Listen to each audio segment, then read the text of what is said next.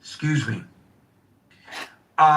He stressed that Iran, quote, is in very bad shape economically and has no money to pay its troops. The U.S. naval blockade, the president had told Axios, has exacerbated the Iranian regime's economic crisis. At the same time, and I'm going to update this after I tell you what he said in this interview just yesterday that with oil down slightly over $75 a barrel, U.S. consumers are feeling less pain from the war. Today, it's above 80. Just saying.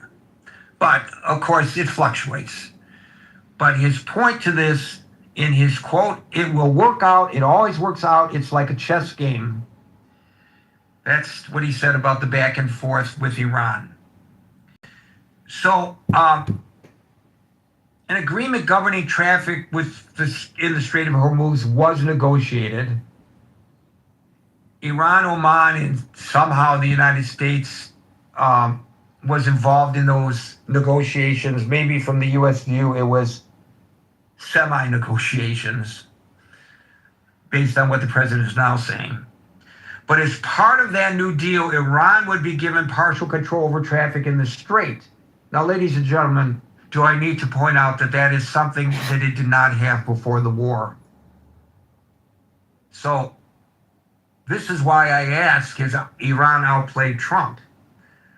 Maybe not, but it's worth questioning. Qatari and Pakistani mediators have expressed confidence that the deal would be announced last week, but since then its prospects have seemed to fade.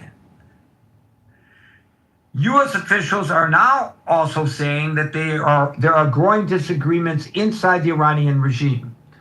Well, the United States has been saying this all along. One camp led by the president of Iran, according to U.S. officials, is extremely worried about an economic collapse and believes Iran needs to reach a deal with the United States. But the commander of the Islamic Revolutionary Guard is rejecting any concessions. And frankly, I'm interested in hearing from Alan in just a moment. Who really holds the power there? The president or the Revolutionary Guard? I have my suspicions, but I'd love to hear what Alan has to say about that. On Saturday, the head of Iran's Supreme National Security Council laid out new terms for reopening the strait. This is on top of what was negotiated with Oman as the mediator. In that statement, he said that in order for the strait to reopen, listen to these conditions, folks. The United States must never threaten nor insult Iran in any language. Permanently end the war against Iran and Iran's allies in Lebanon, Gaza, Yemen, and Iraq. And lift the naval blockade and withdraw military forces from the surroundings of Iran. Recognizing that we don't know for sure who's speaking on behalf of Iran, whether it's this guy, the head of the council, the Revolutionary Guard, or the president of Iran, and recognizing that we are getting mixed messages from Iran, one might come to a conclusion that the president was outplayed by Iran.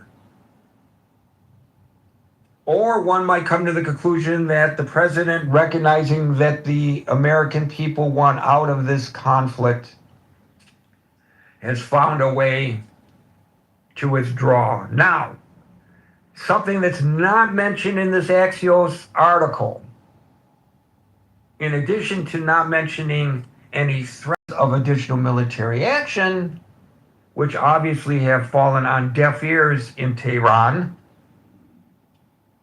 I don't see anything here. I don't hear anything from the administration at all about their nuclear capabilities. I don't think it was that long ago that the president said It's a non-negotiable that even what he called the nuclear dust from the attacks last year must be accounted for, much less accounting for any other nuclear aspirations and developments that may be going on in Iran right now, surreptitiously and probably subterraneanly. No mention of that at all. Now, the president today in a Truth Social announced that he was and I don't know how he's going to collect, by the way. He's demanding reparations from Iran to all persons and their families who were killed or gravely injured by Iran. So this is his new manner of going after them economically as opposed to militarily. I don't know. Obviously, by asking the question, I do question whether the president has been outplayed by Iran. Happy to hear people suggest that that's not the case. I'd feel a lot better if somebody could suggest that's not the case. So with that, I will start calling people in the order in which I see them on the stage. And today that order begins with Alan, followed by Scott. Hello, Mr. Gary. God bless you for all the hard work you do. And hello, everyone. Hope you're all doing well wherever you are and you had a peaceful weekend. I think in the surface, still it shows President Trump being played by Iran. But it's not just Iran. Iran is still, every day past, I get this stronger and stronger feeling. Iran had a whole bunch of proxies, which, thanks to Israel, took care of most of them. But Iran is the proxy for China and Russia. I don't know, Gary, you heard about a couple of days prior to weekend, the whole right of Caspian Sea given to Russia for good, for all those stuff he did, and Iran is doing, financially draining United States, and they know this government has to answer to the people one way or another, and the Iranian regime doesn't have to answer to any of these. As a citizen, the only way they can do is execution and the straight shoot in the heart or eyes or head. But it's extremely heartbreaking. They want to pay for all those loss of individual human beings. I thought I grew up under this.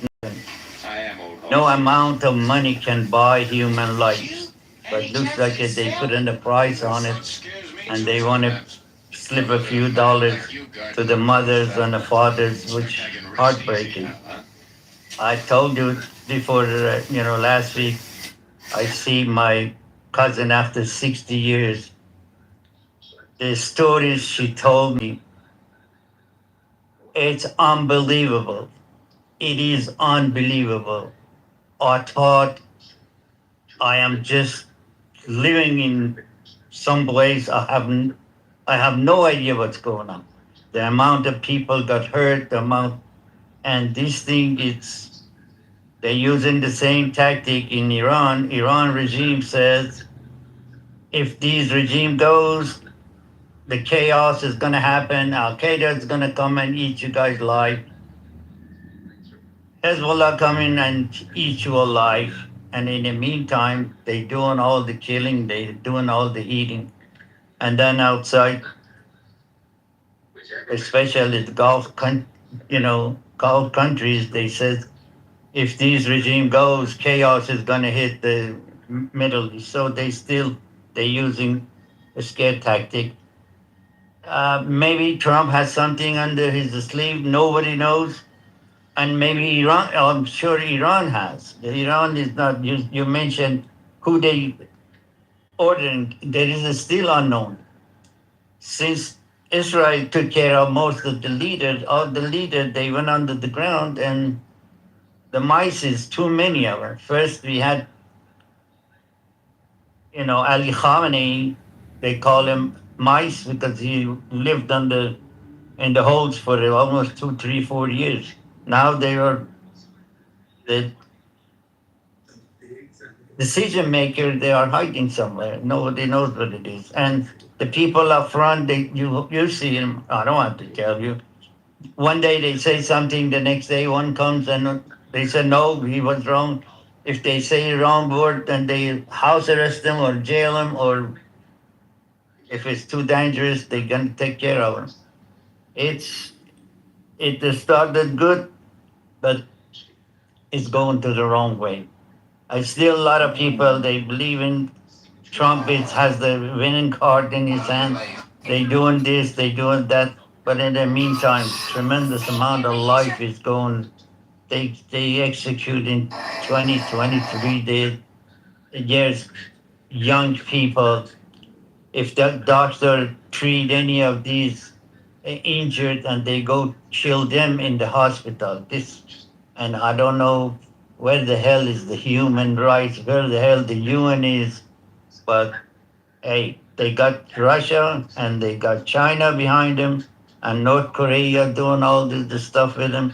And sanction is not going to help. They had many ways through many years they had sanction, but they have a way to transfer money through Dubai and So given all of this, Alan, everything yeah, that you say, has he been outplayed? he's outplayed so far. Yeah.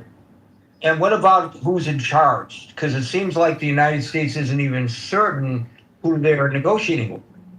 They have nobody, as I said, there's nobody we know is on charge, but there are groups. I think there's still the head of, the Revolutionary Guard. Revolutionary Guard has been taking over Iran for many years. And I'm sure, despite of the top front head, which, few of them, they died already, but there are some under the ground, and they are the ones they call all the shots. There is nobody left. I mean, president don't have no power. Iran president never had any power. Supreme leader So would the always have the Revolutionary power. Guard is who's really in charge. Exactly. And the Yes. Revolutionary Guard is saying that they don't care at all about the economic pressures. The president there says he cares about the economic pressures, but you just said that the president is basically a figurehead. He can care as much as he wants to be, but he's element. He doesn't have any. None of the president had any power through his whole 47 years. You know that the supreme leader, which Khamenei was the head of him. Now I'm sure there is another one. Uh, they had many of them. They knew sooner or later he wasn't the. I mean, he wasn't a young buck. He was a very old. He was like a 90 something, and he was sick for many years. So I'm sure they found somebody as replaced. But definitely all of them under the control of Revolutionary Guard because they have the control of everything. I don't want to put words in your mouth, but I'm going to give you my interpretation and tell me if I'm wrong. And that is Sure. that you have little regard for this or optimism about this new economic pressure as opposed to the military pressure on Iran having any positive effect, any positive effect at all. Yeah, because the past economy, Iran economy been down the drain for what? For at least 30, 40 years. They thought this is the understanding of economy of Iranian. They did that. They thought if they add zero to each number, and it's a big, when it was 1,000 and then become million and then become trillion. But they didn't know adding zeros is not going to affect anything. Iran doesn't have economy. The money doesn't worth anything. You know, it's they don't care. People go to In the other words, cash and find how much food. worse could it get?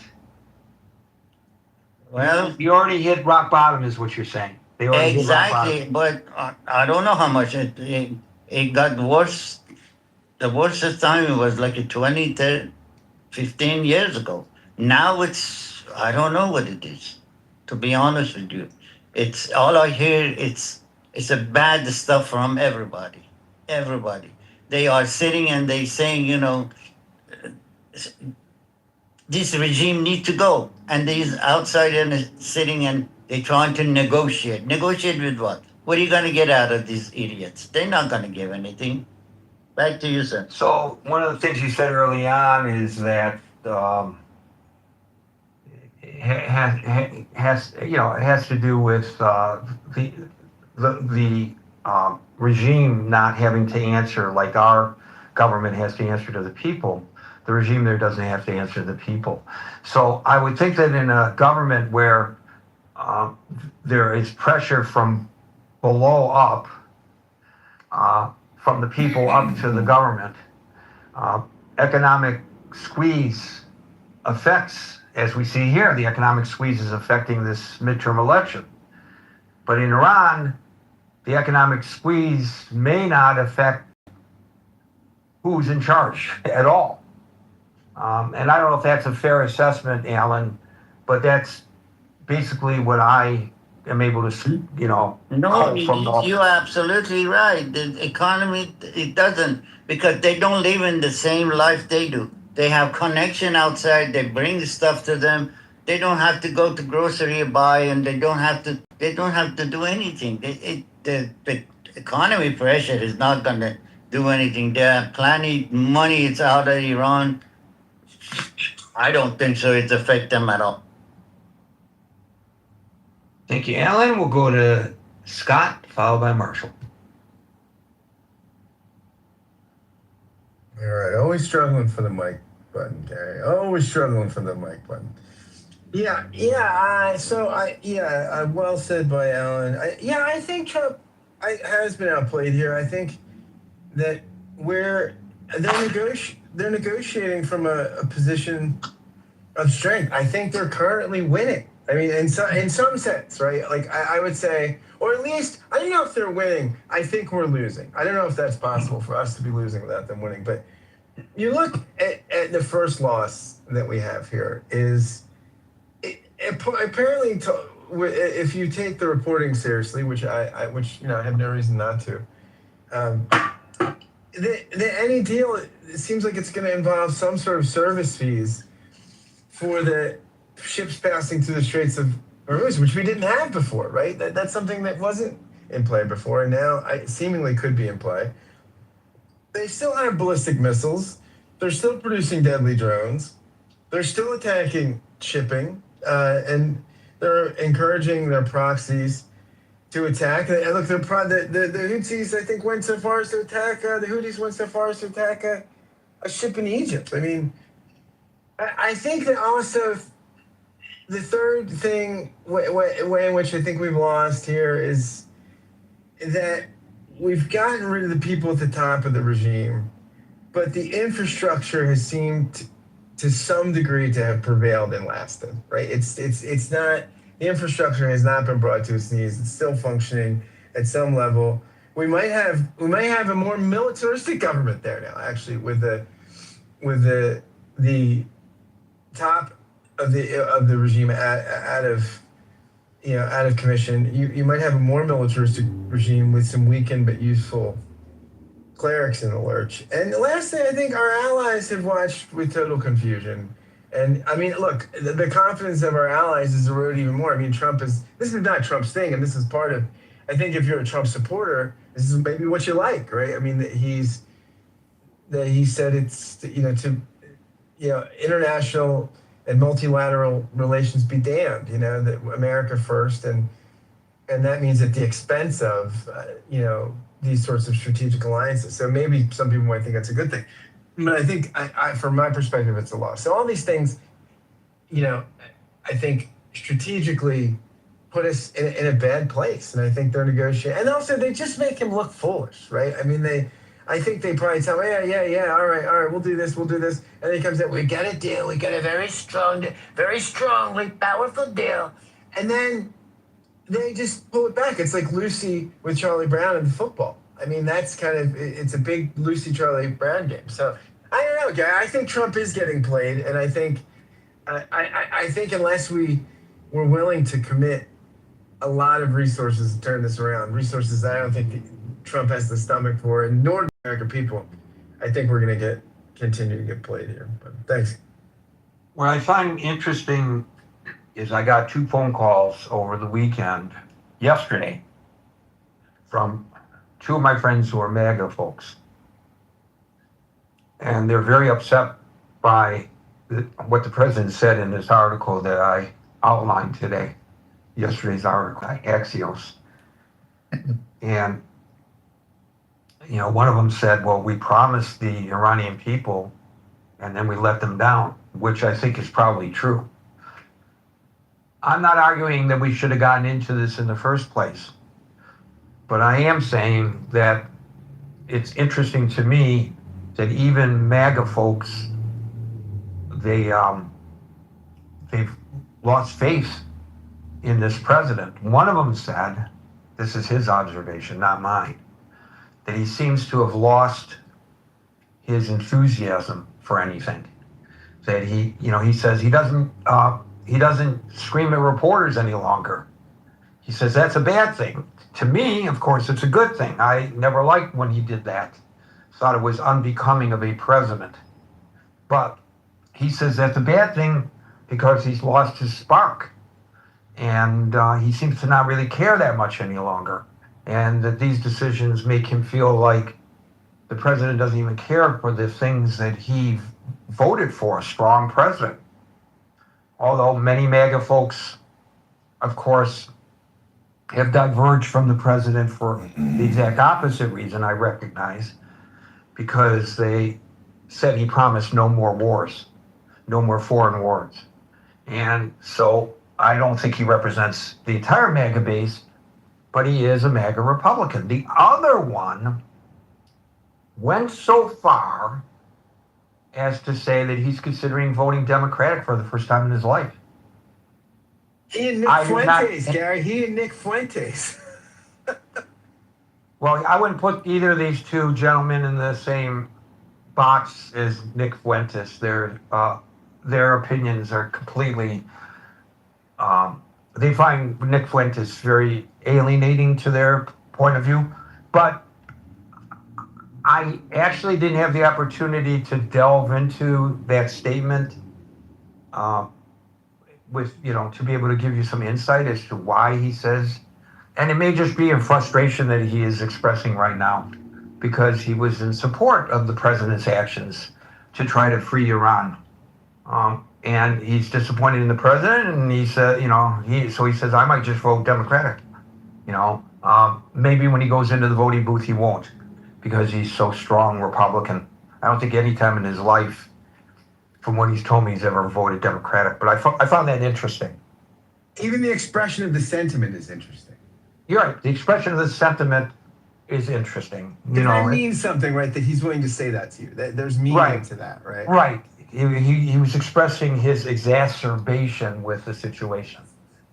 So who knows? I think a lot of people, when they get to that point, they just don't vote. When they don't know who to vote for, or maybe they just don't vote. I don't know.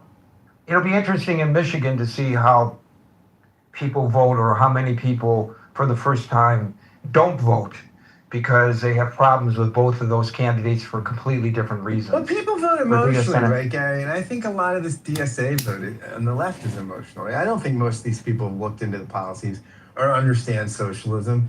It's just they want change. They're frustrated with Trump. And the Democrats don't look like change, right? The milquetoasty, established. I mean, when you look up the opposite of change on Wikipedia, you see a big picture of Chuck Schumer, okay? Oh, man, I was just going to say the same thing. I mean, great minds think alike, or a crazy one. Right. And this is why AOC may very well challenge him successfully. If We'll see. AOC gets the nomination, my prediction is the Democrats will lose 57 states, Guam, Mars, the whole shebang. Well, then if I'm a Republican, I'm going to be the first to campaign for AOC. Right? No, actually, no. Look, I'm not. I'm not. Look, it would not surprise me if Republicans help push El Sayed over the top. Right? If I'm a Republican in a state with open primaries, man, and I got nothing to do. I got nothing interesting to vote for on my side of that. Why not jump in and cause some mischief?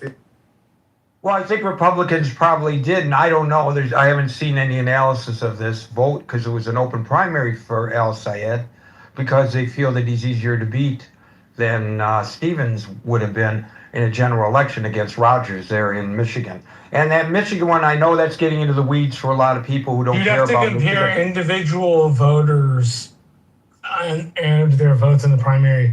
You can track primary votes, you can't track general votes. Right. Well, I'm talking about the primary vote here. So I don't know how many, what analysis have been made about that. Probably there has been, and I just haven't seen it. And the reason we focus so much on this Michigan race, folks, is because that winning of that race may determine who controls the United States Senate in 2027. Thank you, Scott. We'll go to Marshall, followed by Tiger. Yeah, I think the Iranians have us over a barrel. Made our Navy look bad. I don't know. Unless we commit to it, there's not much we can do, and we're not going to commit to it, so there's not much we can do. I don't find what we're doing to be very profitable. We're not in it to win it. And if you're not going to use Marshall wants maximum war and devastation. So, well, the stated goals, which have changed, which happens often with the United States, maybe it happens with other military campaigns of other countries, but the stated goal here, I don't think regime change was ever actually stated, it was implied. So let's set that one aside. That's difficult to obtain. But there were two other stated goals, and one was, and this was as a result of the war, because the Strait of Hormuz was open until the war began, and then they countered the U.S. attack by, closing the Strait of Hormuz. So the more recent stated goals were the nuclear capabilities, and they would not have control of the Strait of Hormuz. And it seems that the latest negotiations are pointing us toward giving them a degree of control of the Strait of Hormuz, the Iranians, and because we need to get it open, And no movement on, at least in terms of anything that's being publicly discussed now, the nuclear issue. So who wins at the end of all this? I mean, nobody wins in a war. I recognize that. And to suggest that Iran has not suffered immensely as a result of this war would be naive. But I'm just saying, in terms of the goals, if those are the two current goals, and then we allow for those goals to not be reached, does that at least not suggest, Marshall, that we've been played by them? it suggests they may not be beating us, but we're certainly losing. Their advantages are they're the power in the region. They can react asymmetrically, and we have to sustain a forward presence. They can just push their resources out. Trying to maintain a forward deployed presence takes a lot of logistical time and a lot of logistical presence. And I don't think we have gotten a ton out of it. I tend to agree with Jim Mattis. We should have more allies than we should enemies. They should be with us in the fight. But we've also traded strategic gold for tactical victories. we have, prior to the Hormuz Strait being closed, everybody assumed if you closed it, the U.S. Navy would open it. Well, now it's shown that the U.S. Navy hasn't opened it, or that it's opened it for a while and it's been closed again. Either one of those things presents us with this problem that the U.S. Navy is not as vaunted as it used to be because of that use. So I don't know if you can say they're winning, but I can certainly say that we're not getting much out of the deal.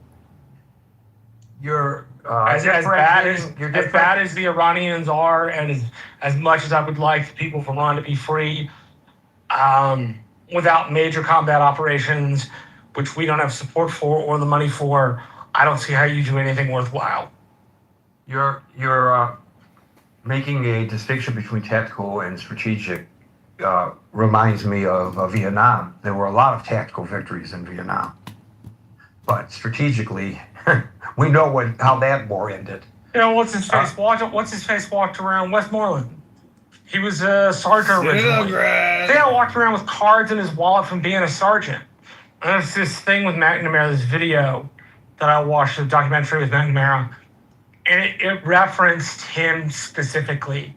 And the fact that he never thought like a general, he thought like a sergeant. And that was a problem for the United States Army at the time. Well, I think that the problem with the United States Army came just as the problem with this particular conflict. It comes right from the top. As the from the top, and we don't have any organic support, right? Right, but the decisions that were made without the support of the U.S. population, we're going nowhere. Right, but the decisions were ultimately made by the commander-in-chief in both cases. So the armed forces can handle any tactical directive that they're given, I think, but the strategic outcomes of that have to be, you can't predetermine them, but you can preposition them in a way that is positive. I don't think in either of those, that war or this war, that was done. It was just felt in both wars, well, we can tactically beat the crap out of them, and therefore strategically we will win. Well, there's not necessarily that causation. And I think that was the problem here. But anyway, that's the issue is, have they over a barrel? They have us over an oil barrel, maybe. Tiger, followed by Anson. Aha, Gary. Hey Gary. I think that the U.S. government. I think it's true that it looks like up to now the Iranians seems to have the upper hand in the conflict. But I think it would be misguided to attribute this to be a or to pin this defeat as a result of Trump and his decision making to a large degree.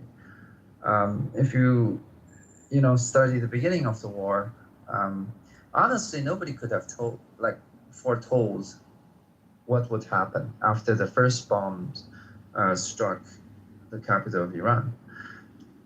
Because the observers at the time, I think this is true for us in the public. We're observing the conflict, but also true for the decision makers in Washington. There is the only uncertainty, especially to the decision makers in Washington, the only uncertainty that they had is how much effort it would require to actually knock over the Iranian government. And nobody had a clue. I remember following the conflict during the night of I believe Saturday or Sunday. And we were anxiously waiting the news of what would happen tomorrow, because prior to that weekend, there were reports of riots on the street in Tehran and attack of the police station in Isfahan and other places in Iran. So later we knew from the American media that Trump and his cabinet, together with some foreign influence, decided it was a worthwhile bet to go for regime change in Iran. And he could have succeeded in there because, especially in the West, when information about Iran is not very easy to get access to. A lot of not only Americans, decision makers, but also people in the crowd, the Iranian immigrants, they're all saying that all Americans need to do is to decapitate some of the leadership, provide some weapons, and the Iranians will just rise up and topple their own government. That could have happened, but I think it was a bet on Trump's part. He believed some intel, we don't know what exactly he has seen. So he went in for a bet, but what happened afterwards is that the Iranians, who didn't want a foreign invasion on their country, and the IRGC, together with the government, have enough resilience to withstand the decapitation of basically, I would say, half of their important posts higher up, which is remarkable when you think about it. I think if you look at the countries nowadays, especially if it's not a Western developed country, if you eliminate half of their leadership, most countries would have fallen over. But it seems that Iran proved us wrong, and they're proven themselves to be extraordinarily resilient. So basically what happens is that they called Trump's bluff, and Trump always knew that he didn't have enough cards to play if the situation worsens, right? And a week ago, I gave the analysis that, it's basically public intel that the United States does not have enough ammunition required to fight a prolonged war over 6 months. The United States do not have enough bases in the region to support a land war if the Iranians don't just topple over like a house of cards. So yes, you could say that Trump made a mistake, but I think that would be to ignore the fact that there's a big trend going on in the region, not only in the region, but in the world, right? In the past 20 years, we have continuously witnessed the hollowing out of American industrial base. We have witnessed the overtaking of Americans in terms of technology by rival states such as China. We have observed that half of the industrial output in the world are in an adversarial state to the Americans, and America is producing less and less of an industrial share. And critically, a lot of the supply chains in America of whatever they could still produce rely on foreign components, whether they're from friendly or adversarial, supposedly, nations. So with this as the basis of analysis, we would know that Trump would also know, and all the generals in Pentagon would know, that had the situation worsened to what it is today, had the Iranians not fall over by a simple push of a few missiles, then America would be in an untenable position of trying to maintain a hegemony that they are no longer equipped or prepared to maintain.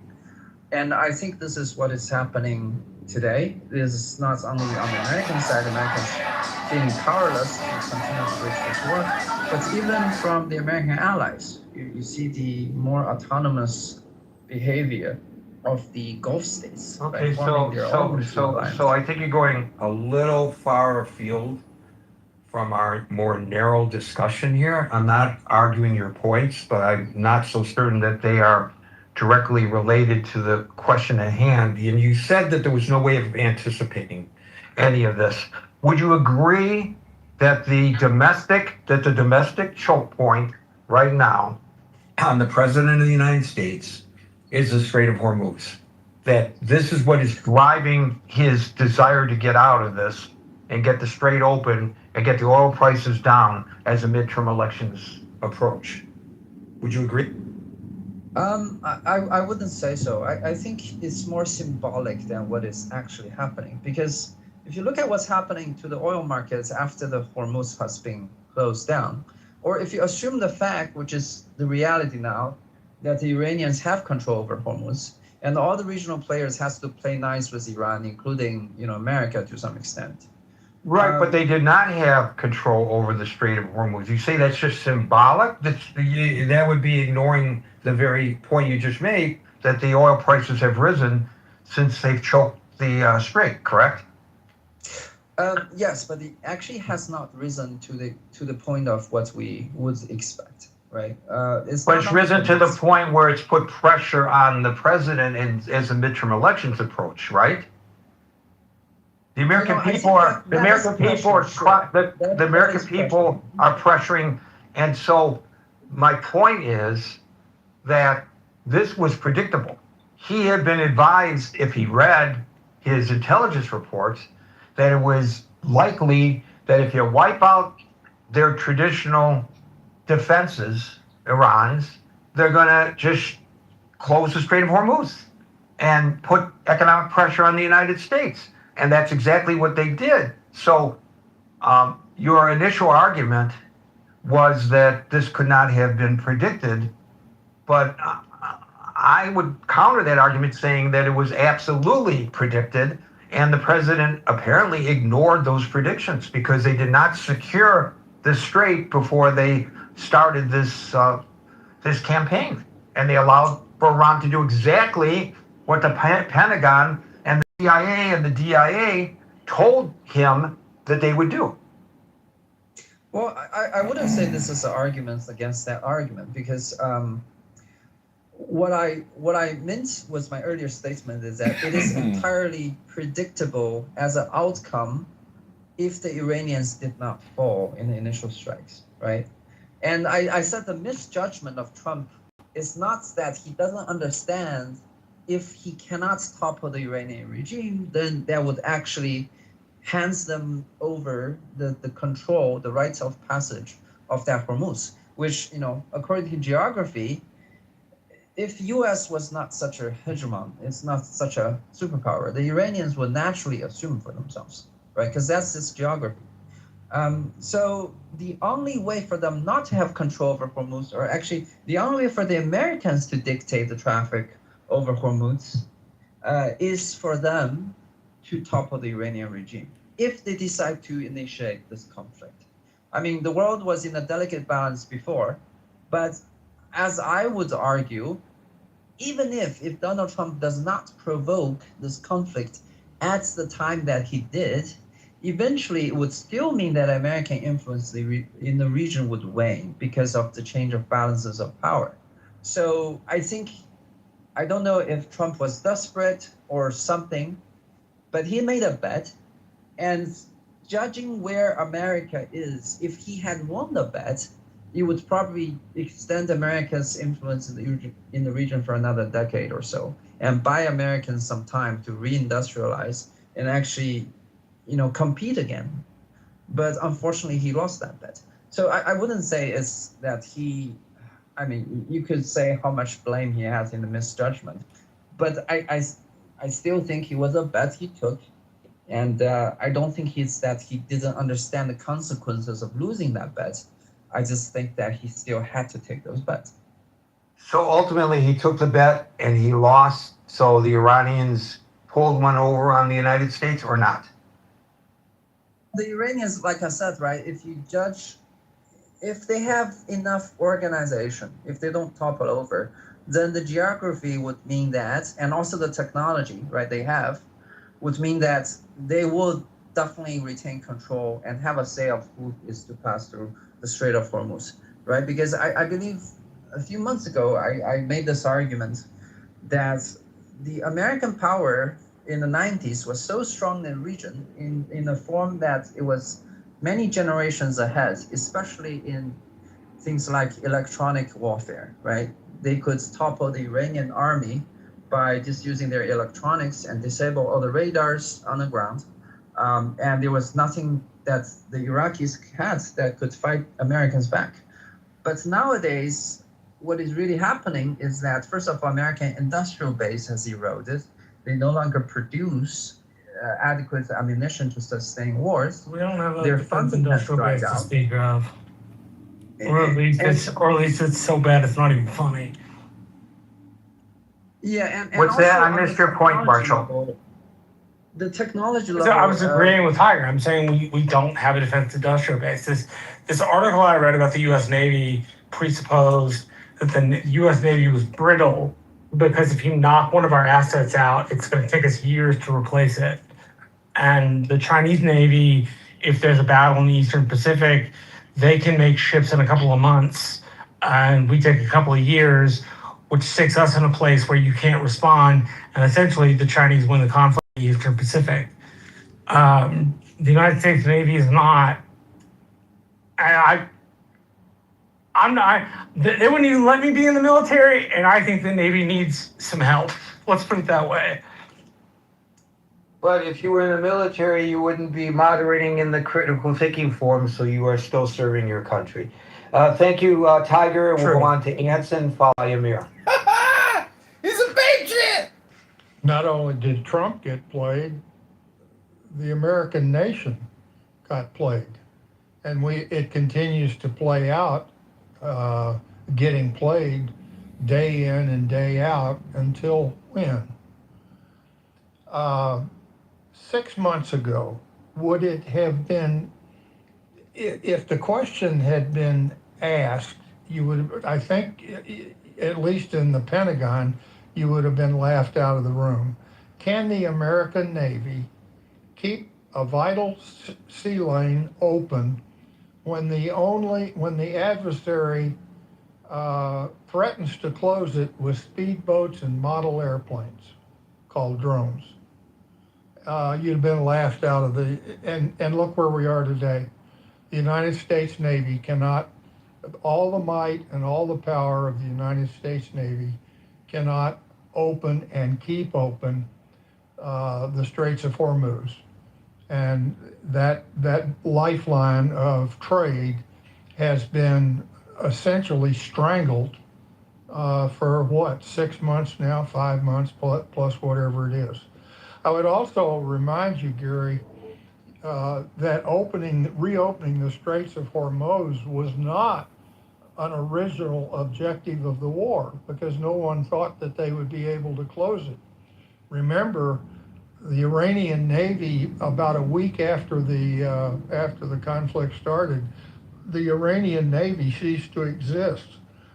They had no navy other than speedboats and model airplanes. And yet with speedboats and model airplanes, they've been able to keep the strangulation on international trade. America has been plagued and will continue to get plagued. And I don't know what the end state is going to look like. But if we want to have a discussion, I would love to have a discussion with Tiger in this room and about the decline and fall of the American empire over the last, I'll say 30 years. I go back to at least 30 years, because the fall of the Soviet Union not followed a decade later by 9/11. America has been in decline. And so absolutely, Trump has been played, the American nation has been played, and I don't know what the outcome is going to be. But it's not going to be good for the American people in the end, or for the world at large. Well, if you're going to view it as you and Tiger do, as indicative of an end of an empire, and how traditional means of warfare are met with untraditional means of warfare that catch the folks who are experts in traditional means of warfare, catch them by surprise. We could just look at the American Revolution. Well, we can also look. You're talking about traditional warfare met with unconventional warfare, and unconventional warfare won. Guess where that happened? Vietnam. And Afghanistan with the Russians. You betcha. So I don't know. We had to adapt to regular warfare. With the Americans, and with the Russians. Yeah, but the Trace and McChrystal strategy was a huge deal in the early aughts. Well, the other thing that I would briefly mention, but it's outside the scope of the room, there's an editorial or an article or something in the Washington Post said the United States was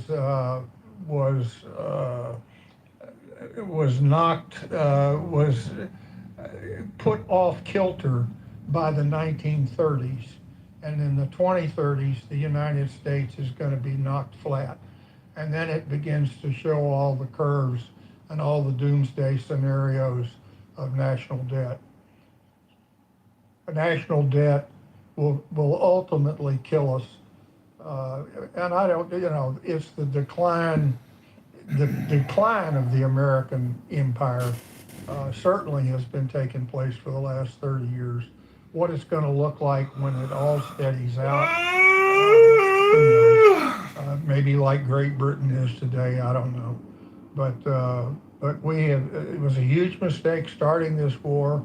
We've lost it. There's no way we're going to regain our footing and, quote, win the war. And now we have to deal with what's left over.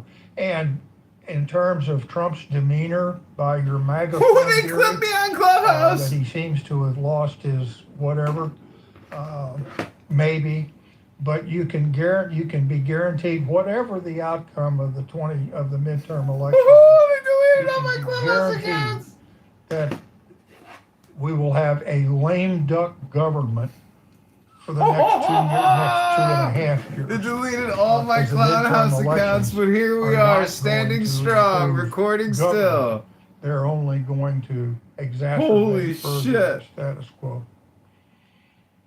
Yeah, we're not going to get into it now, but one should think about what Answer just said about the potential collapse of the United States as the world leader, and what that would be replaced by, because we know that when there's a void, somebody fills the void. And that's the part that, is potentially scary. Potentially. Could be something. The question is, do we speak Cantonese or do we speak Mandarin? I understand Mandarin's a little easier to learn. Or Arabic. No. Well, there's some who believe yes. You just made the comparison to England. England, there's a large Arabic-speaking population right now in England, filling a void there, I guess. So we'll see. We'll see what happens. Thank you, Anson. We'll go to Amir, followed by Emma. Goodness me, there's a lot of doom and gloom going on in this room at the moment, Gary. Well, I'm gonna sort of give you the devil's advocate version, I guess. What if Trump is playing the tactical retreat? I mean, you may ask why. I would say one of the strategies could be to disassociate the United States from Israel. Now, why would he do that? Why would he do that? Well, think about this in this scenario. There's actually a couple of strands to this.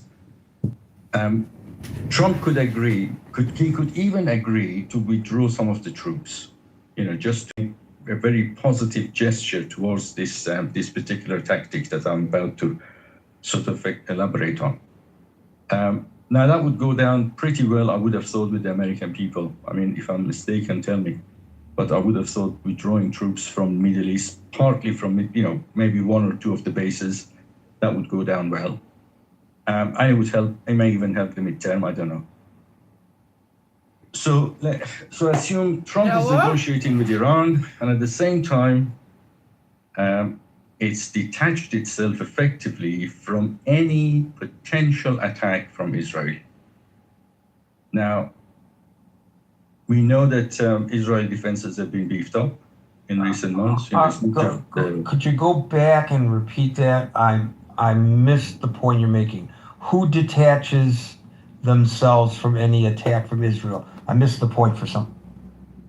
Well, I mean, if Trump is to start negotiating with Iran and he starts giving some gestures like withdrawing troops from the Middle East, he's effectively, in his negotiations with Iran, is detaching itself from Israel. It's detaching itself. So let me see if I can frame it in a different way and whether it fits with what you're saying. Because if it doesn't, I'm misunderstanding. Mm-hmm. Doing so would give Israel the green light to do it what Israel thinks that it needs to do. Israel doesn't need a green light. Israel has made. I think Israel has been retarded in its abilities to do what it wants to do vis-a-vis Iran by President Trump, frankly. Well, I think there was a clear pushback from Netanyahu, and I don't think that Netanyahu is going to compromise when it comes to the security of Israel. I think you've even said I'm that not several suggesting times. that. I think that a lot of people in Israel are saying Trump was our man, but he's no longer our man. So they don't care. Well, that's different. That's a different story, isn't it? I mean, the point is, I mean, let me develop the point because I have Okay, an important maybe point I'll to make understand here. it better if I let you go. Yeah, I mean, so if US detaches itself militarily from Israel now, and we know that, as I said, Israel has been beefing up its defenses. It's not just the Iron Dome and David Sling. It's also the TOD, fully replenished TOD, anti-ballistic, and the laser beam, which are anti-drone equipment. They're all in position now. So, and they've also obviously diminished the threat from Hezbollah. So if you put all this together, now let's say there is a conflict between Iran and Israel, which is highly likely, because the nuclear material is still there. Excuse me. The aim to develop a bomb is still there, and there is and they're obviously pushing ahead with the development of the ballistic. So and there is no sign that they would let or release any of the proxies. I'm sorry, I've got a bit of a cough. So here's the key, I think. Should there be a conflict between Iran and Israel, Iran is no longer able to block the Strait of Hormuz and not be able to hit US bases. I mean, why would you?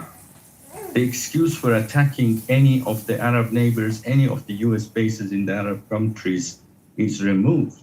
I mean, for goodness sake, US is now withdrawing troops. So why would you attack? So based on this scenario, I mean, if it is true, it's just a thought. Trump is not played by any stretch of imagination, but it's rooting out a clever plan B, since plan A obviously failed miserably. This also, it also fits with the deterrent. Over the weekend, the Saudis, the Pakistanis, and the Turkish Prime Minister, they signed a joint defense agreement. Attack any of us, and you're attacking all of us. And that's a clear signal to Iran that do not think about attacking Saudi Arabia. So put all this together.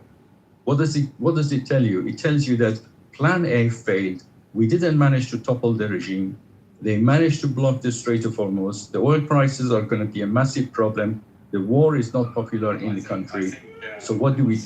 Let's detach ourselves from this, and let's, on the background, provide full support to Israelis and let them carry on with the job. And I think that's what I will leave it there and see what others have to say. There is some evidence to support that possibility, and that is that recently Netanyahu outlined a timeline from which the Israelis would wean themselves from American support. And I think it's because of the frustration that the Israelis have, as much as they appreciate the U.S. support, is that there are strings attached. And I think that if the Israelis had their way, probably the decapitation campaign would not have ended when it did, because that's their method of operation, as you point out, against Hezbollah, against Hamas also. And so I think they would feel, they need to feel, I think that they're getting to the point in Israel where they want to feel independent from the United States. It may not be as much a pressure on the administration from people who are so critical of the U.S. policy toward Israel, as much as it may be actually coming from the Israeli side. I'm not saying that it is, but it's something to consider. Thank you, Amir. We'll go to M. Can I just add one other thing? Sorry about that, M. Just add some other thing. We all know that at military layer, Israel and America, they're going to be coordinating together no matter what. It doesn't matter what is said. And intelligence gathering. And intelligence, of course. And there is one other point here, and that is inside Iran. Let's not lose the fact that it may actually not come to that at all. And how would it not come to that?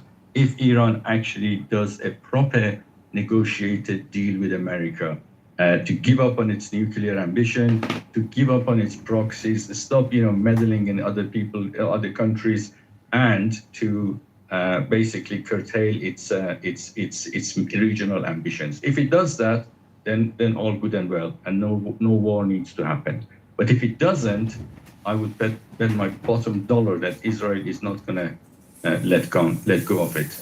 It's going to attack, and it's going to get the help this close from the Americans. See, now you sound logical, Yeah. and when the president says it, it sounds logical. But with the Iranian regime, not the Iranian people, the regime, it's an illogical proposition because of their fanaticism, in my opinion. M followed by Daryl. Yes, thank you, Gary. Thank you for this conversation. It's really a national conversation, global conversation, and very, very important.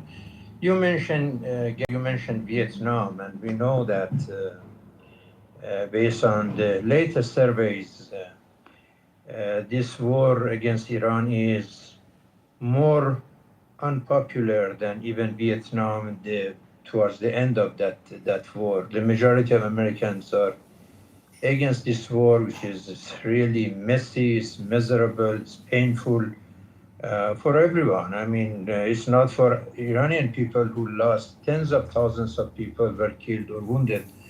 And in the name of, I wonder, those say freedom. But the people who were killed in this war and wounded were also Iranian people, starting from that school, girls' school, the first day of Well, war. let me ask you, tens of thousands of Iranians. What's your assessment of whose bullets killed the majority of those Iranians? Were they U.S. and Yes, Israeli bullets, or were they Right. Iranian No, bullets? I'm talking about the war during the last 6 months, based on the information that you can Google and right information. But every time that the Israelis kill a civilian in Gaza, it's a big story about how it's a genocide. So where are these big stories about this genocide of the Iranian people at the hands of the Americans and the Israelis? No, they're talking about it, Gary. Everybody is talking about the school, and it started the first day, over 200 girls with their teachers. Yes, we know about that, and we also Right. know that was a big screw up, that they didn't say, oh, here's a school with a bunch of Iranian schoolgirls, let's target it, right? Well, you know that when there's tomahawk wars and the army knows what's going on, and they have everything based on exact. So you're suggesting that the United States deliberately targeted a school full of girls because Yes. what would they gain by that? Why? I don't Yes. know. Criticism such as the criticism that you are articulating right now? That's a What big move.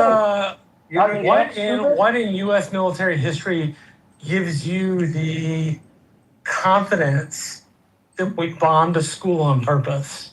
This is something that they have to answer, and you know that there But was. No. That's not what I asked. What I asked specifically was, noting American military history from the inception of the country to now, what American military actions make you think that we attacked a girls' school on purpose? Marshall, can I? Marshall, you already talked, and please let me just. No. I need you to answer the question. I'm a moderator. I have the right to ask. I need you to answer the question. What is your question? What in American military history from the 1770s to now Mhm. would give you the factual belief Mhm. that the Americans would purposefully bomb a school? So you are saying that it was not purposely; it was by accident. That's not what I I'm not said. saying that. What I said Okay. specifically, and I will repeat yet again. Do it's- you think what in American military history? If you don't know American military history, that's fine. You can say that. You can say you don't know.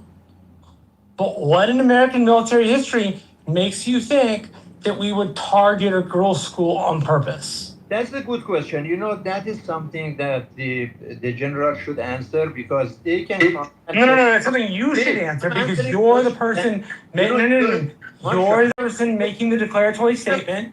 You need to answer. That's how that works. Please, You need to answer, not No, somebody else, but you. Marshall, you raised a question, and please let me answer the question. I'm saying that I was watching what was going on in Congress, and the generals, they didn't say that, well, we did it by mistake. At least this is a good answer. I mean, they can come and say we did it by mistake. It's 6 months going on from that tragedies, and they are saying that we are still investigating. No, now you are mischaracterizing the investigation. So the key findings of these are the official findings, as well as journalistic investigations found that the proximity of that school to a military infrastructure that was being run by the IRGC, an IRGC compound and naval base, which was hit multiple times, was based on outdated intelligence data. Reuters reported this a long time ago, that the U.S. military relied on flawed or outdated targeting database logs. The location was erroneously flagged as an active Iranian military facility rather than as a functioning school. It was a big fuck up by the Pentagon. It was an inexcusable fuck up by the Pentagon. And it was a terrible, terrible tragedy for which we have to collectively in the United States hang our heads in shame. It should never, ever, ever have happened. And we should grieve the loss of those children. But was it deliberate that the United States deliberately targeted a school? No. And the investigations thus far have shown the answer to that question to be no. It doesn't mitigate what happened. It happened. It was horrible. It was disgusting. When people bring it up, it causes me to become nauseous that our country did such a terrible act, but it was inadvertent. And nobody has to answer to you anything that hasn't already been answered. Now, if you want to argue that the CNN reporting about this, which was extensive, the Reuters reporting about this was extensive, and the analysis by the Pentagon is inaccurate, you can argue that the analysis is inaccurate. But to say that the generals never told Congress that it was done in error is wrong. That was a misstatement on your part, Daryl, followed by Andrew.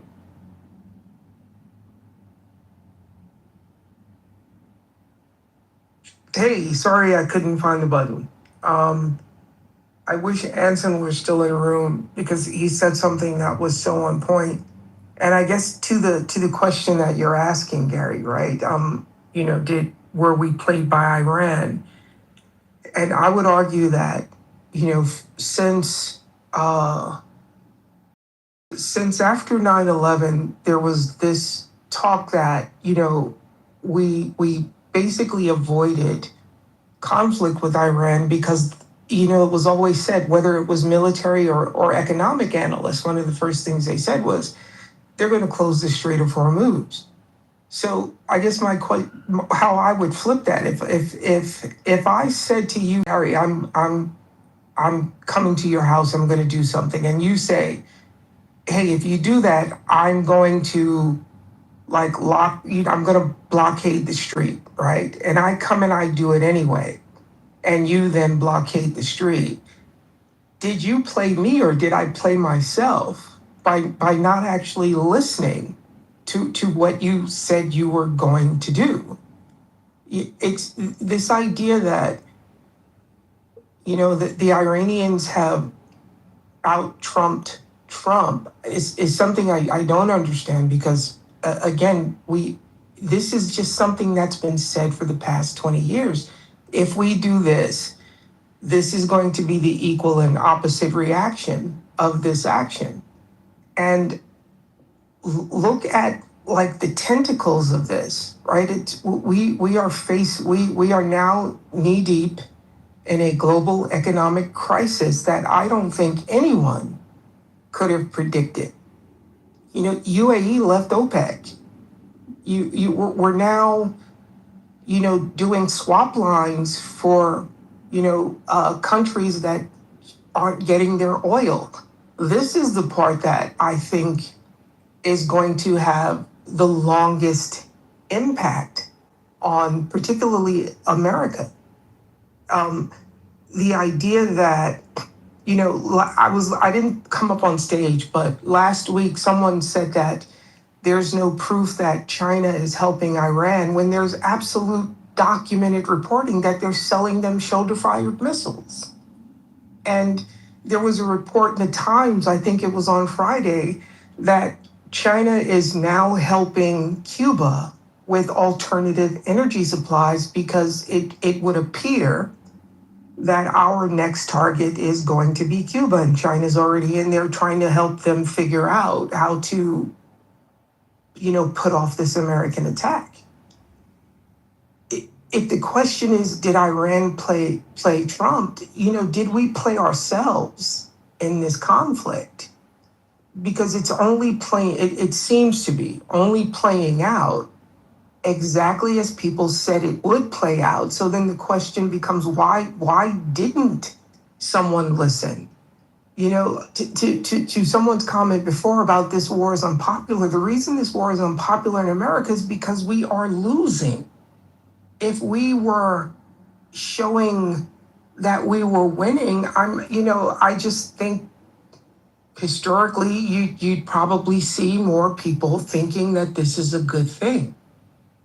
I don't see where ignoring what I call the tentacles of this conflict into people's actual pocketbooks and onto their kitchen table is something that people are just willing to say, okay, we're just going to overlook this because we're not actually winning this conflict. And again, to Anson's point earlier, the shifting narrative did not help the messaging, and the shifting outcome did not help with messaging.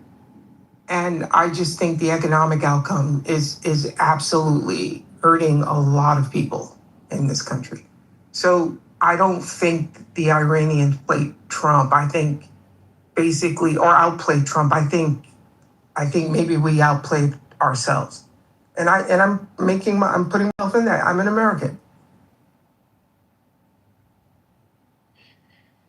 Well, the previous caller that I ripped for his misstatement about the explanation of the Tomahawk attack on that girls' school just across the fence from the military base in Iran, set that aside. One of the things that he said is true, that the polling would show that the American support for this war is, at least in some of the polling, shows even lower support than Vietnam at the end. And you cannot prosecute a war without the support of the people. So your observations are very apropos, Daryl. Andrew, followed by Simon. Or Simone, I don't know. I think it's Simon, though. Andrew. Good afternoon, Gary. I'm going to agree with Daryl. I don't know that I'd put the blame on the American populace as much as I would on the administration in particular. I didn't put blame. I'm just saying. You, Daryl. I said you cannot prosecute a war without the support of the people. I get that. I understand that. But what I was going to say is that I believe that Donald Trump believes his own press clippings, if you will, in regards to Venezuela. I think he thought this was going to be an easy kill and an easy stop, but it's turned out the other way around. There's a lot of failures here in terms of the planning that had been done previously, the war games that had been played out, that information being available, watching the world as it is in terms of the Ukraine-Russia conflict and elsewhere, where their use of this asymmetric warfare is ongoing and having great success. So I think there's a lot of different things going on at the same time. Also, you got to consider too that Iran is not sitting in isolate. They're looking at the United States as much as you're looking at them. And I'm sure over the last 20 years or so, they've recognized the divide within the American populace in terms of, left-right divide, and could see that is playing out now in terms of prolonging this conflict with the asymmetric abilities and seeing that there is no support for this war. So I think Donald obviously made a mistake here. I don't know how they're going to get out of it myself. The straits were open, and that's such a small choke point. It's so easy now with this drone technology to bombard that area. Ships go through.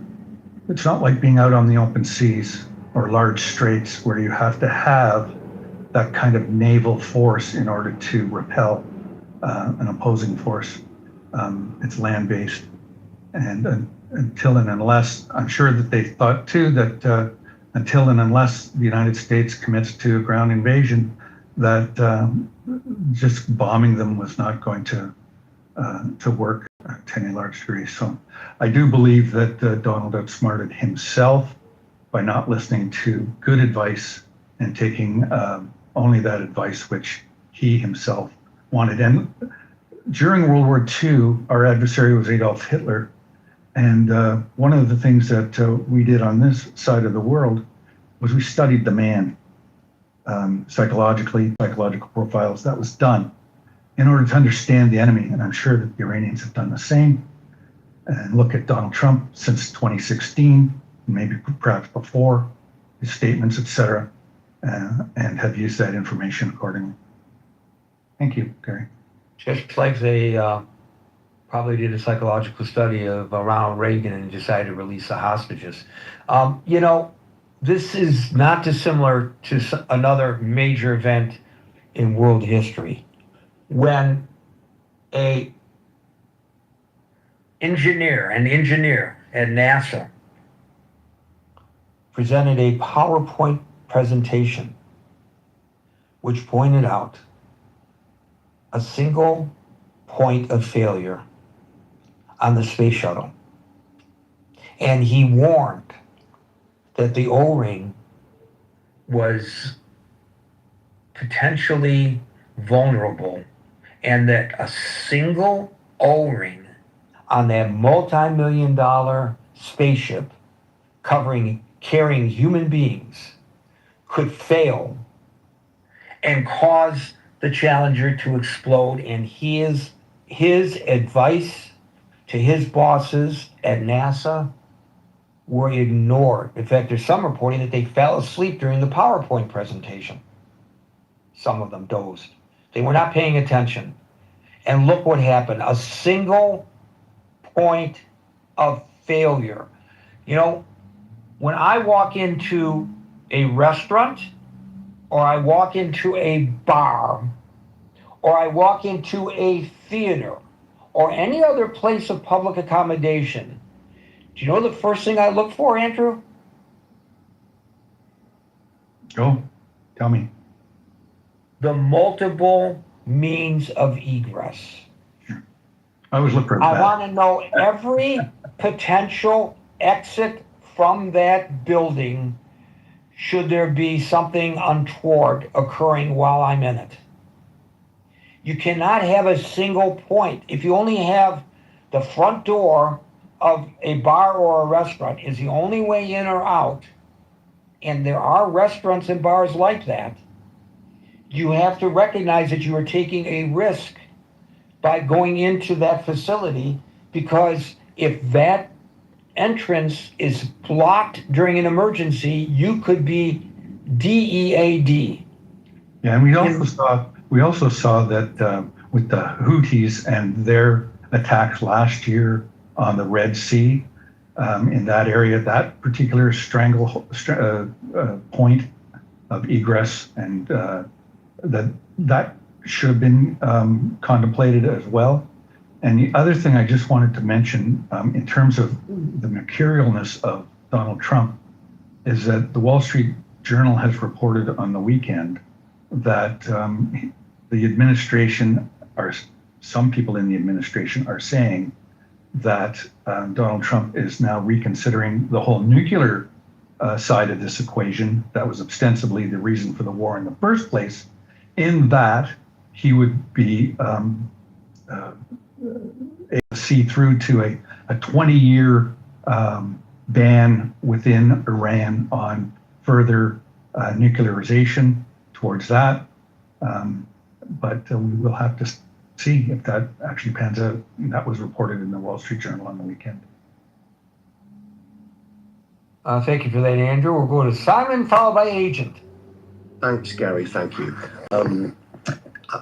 Obviously, being from the UK, I'm going to give a European, or certainly definitely a UK perspective. And it has been a journey in a way.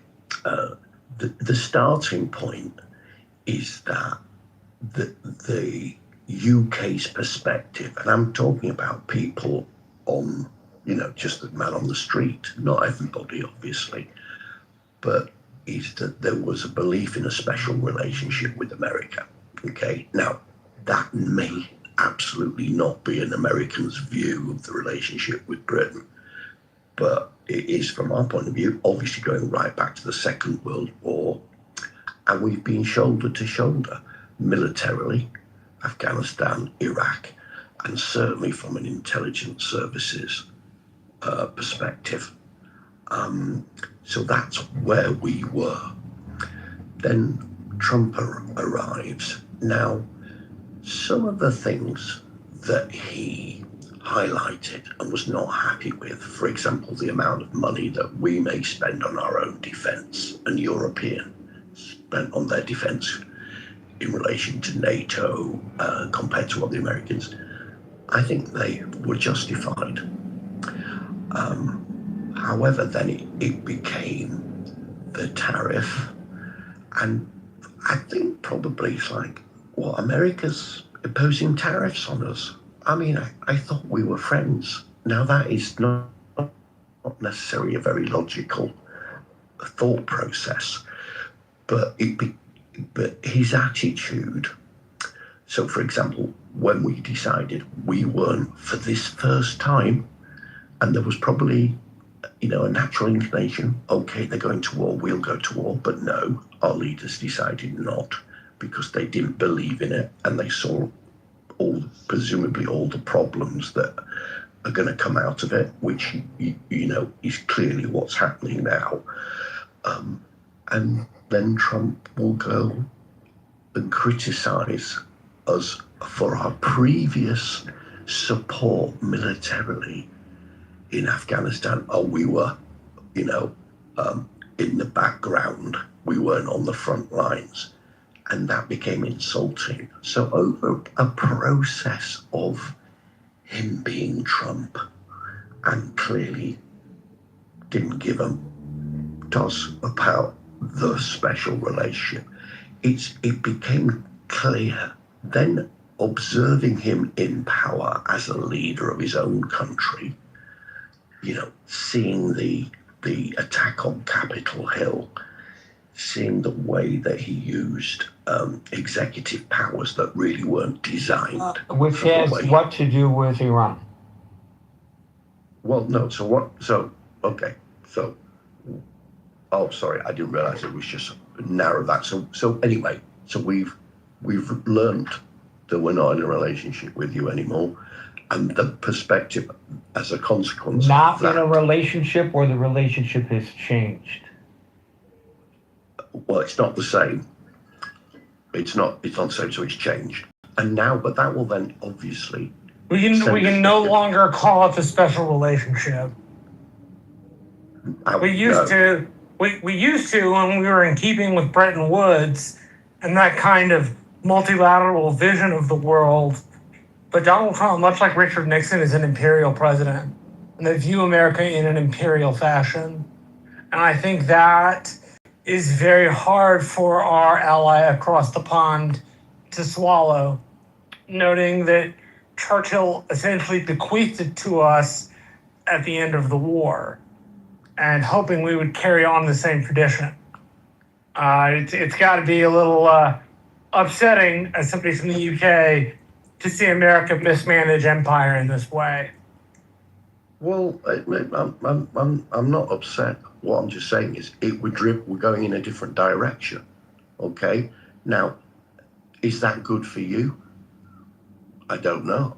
I mean, he's not taken seriously from our own leadership to the average man on the street. No, I don't take it seriously. It's really hard. Yeah, well, I can imagine it is hard. So really, we're just we just got to wait out until he's gone.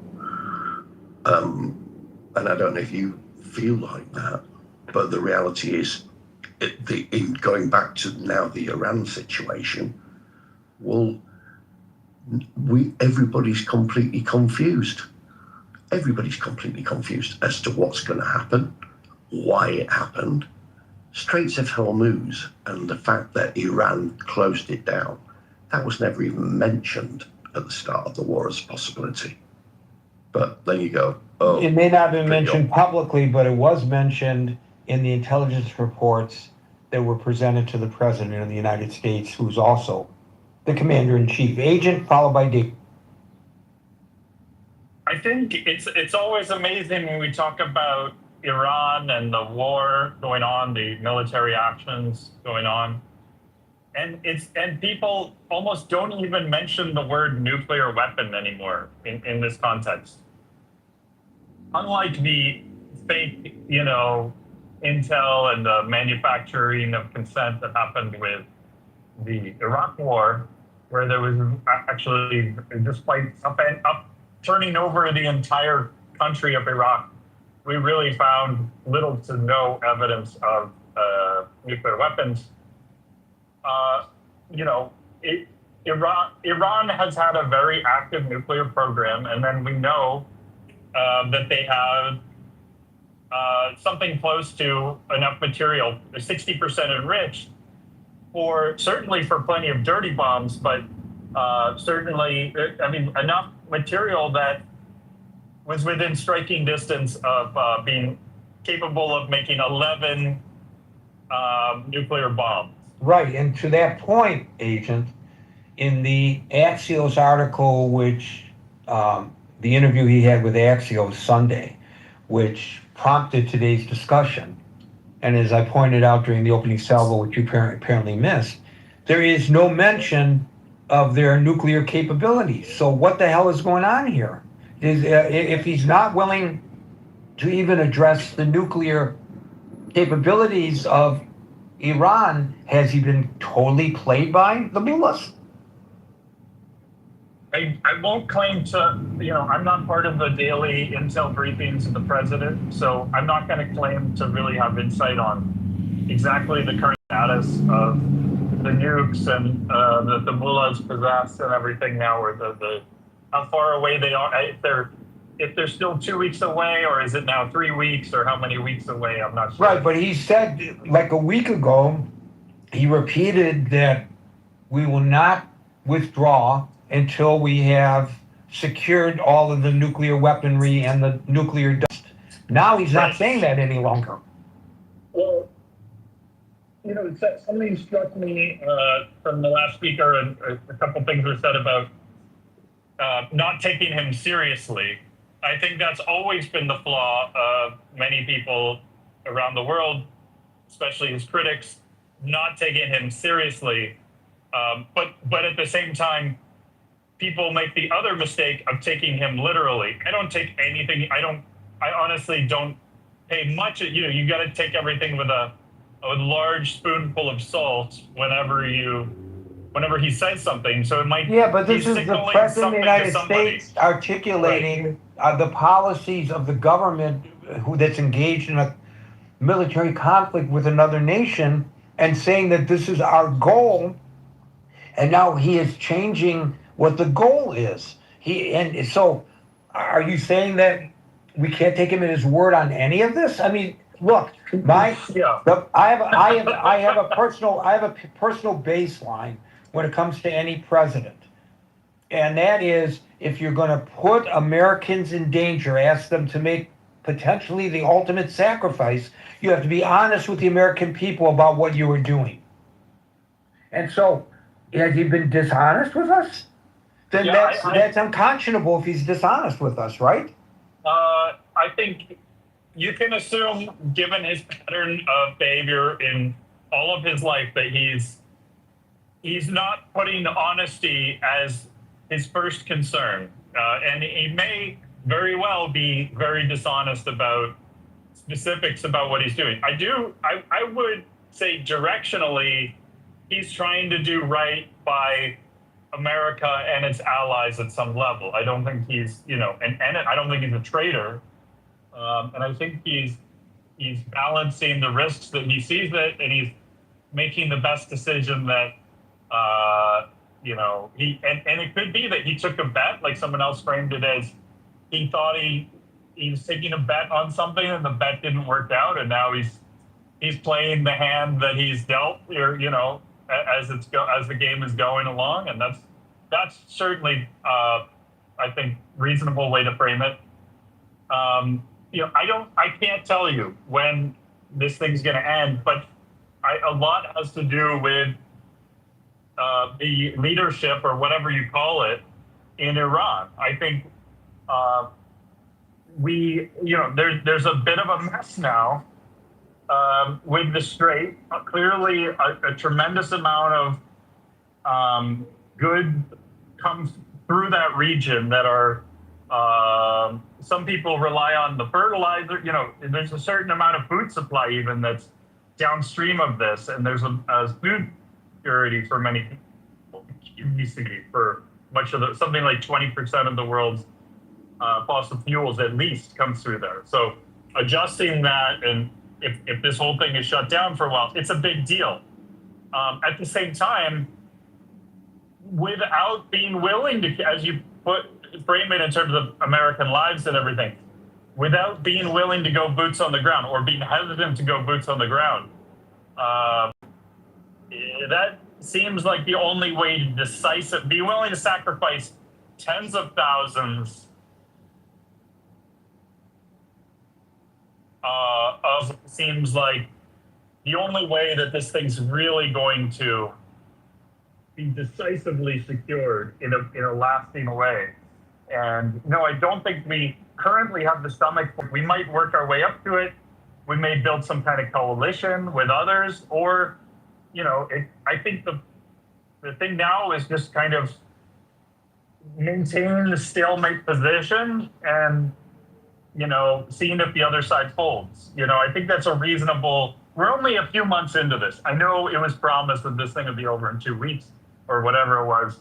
That was delusional, if not just deliberate lie. I don't know, but I do think that Trump has hinted. I mean, let's take something he said as a possibility, which is, well, we're going to stay the course until, we get everything we want. That at least is within the range of possibility that this thing could go on for years until, or at least many, many more months until there's a better, more secure position. But I think regardless, there's so much money on the line.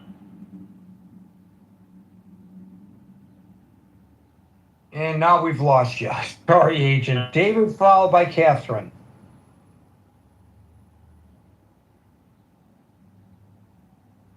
David. Catherine? There you go. Go, David. Go. Okay, sorry. Yeah, I think I mean, Trump is clearly, he's clearly in a pickle. He's 80 years old. His health is not well. I think he was banking on, a legacy here that would have gone down with Netanyahu at the start of this thing, been successful.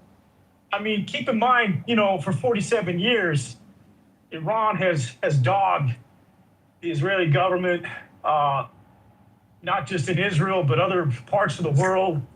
Not just the Israeli government, but our government. Our government. And so the optimism here to finally dispatch this regime. I mean, recall Netanyahu paid 7 visits to the White House as a run-up to this. He finally said, hey, we got our guy in the White House.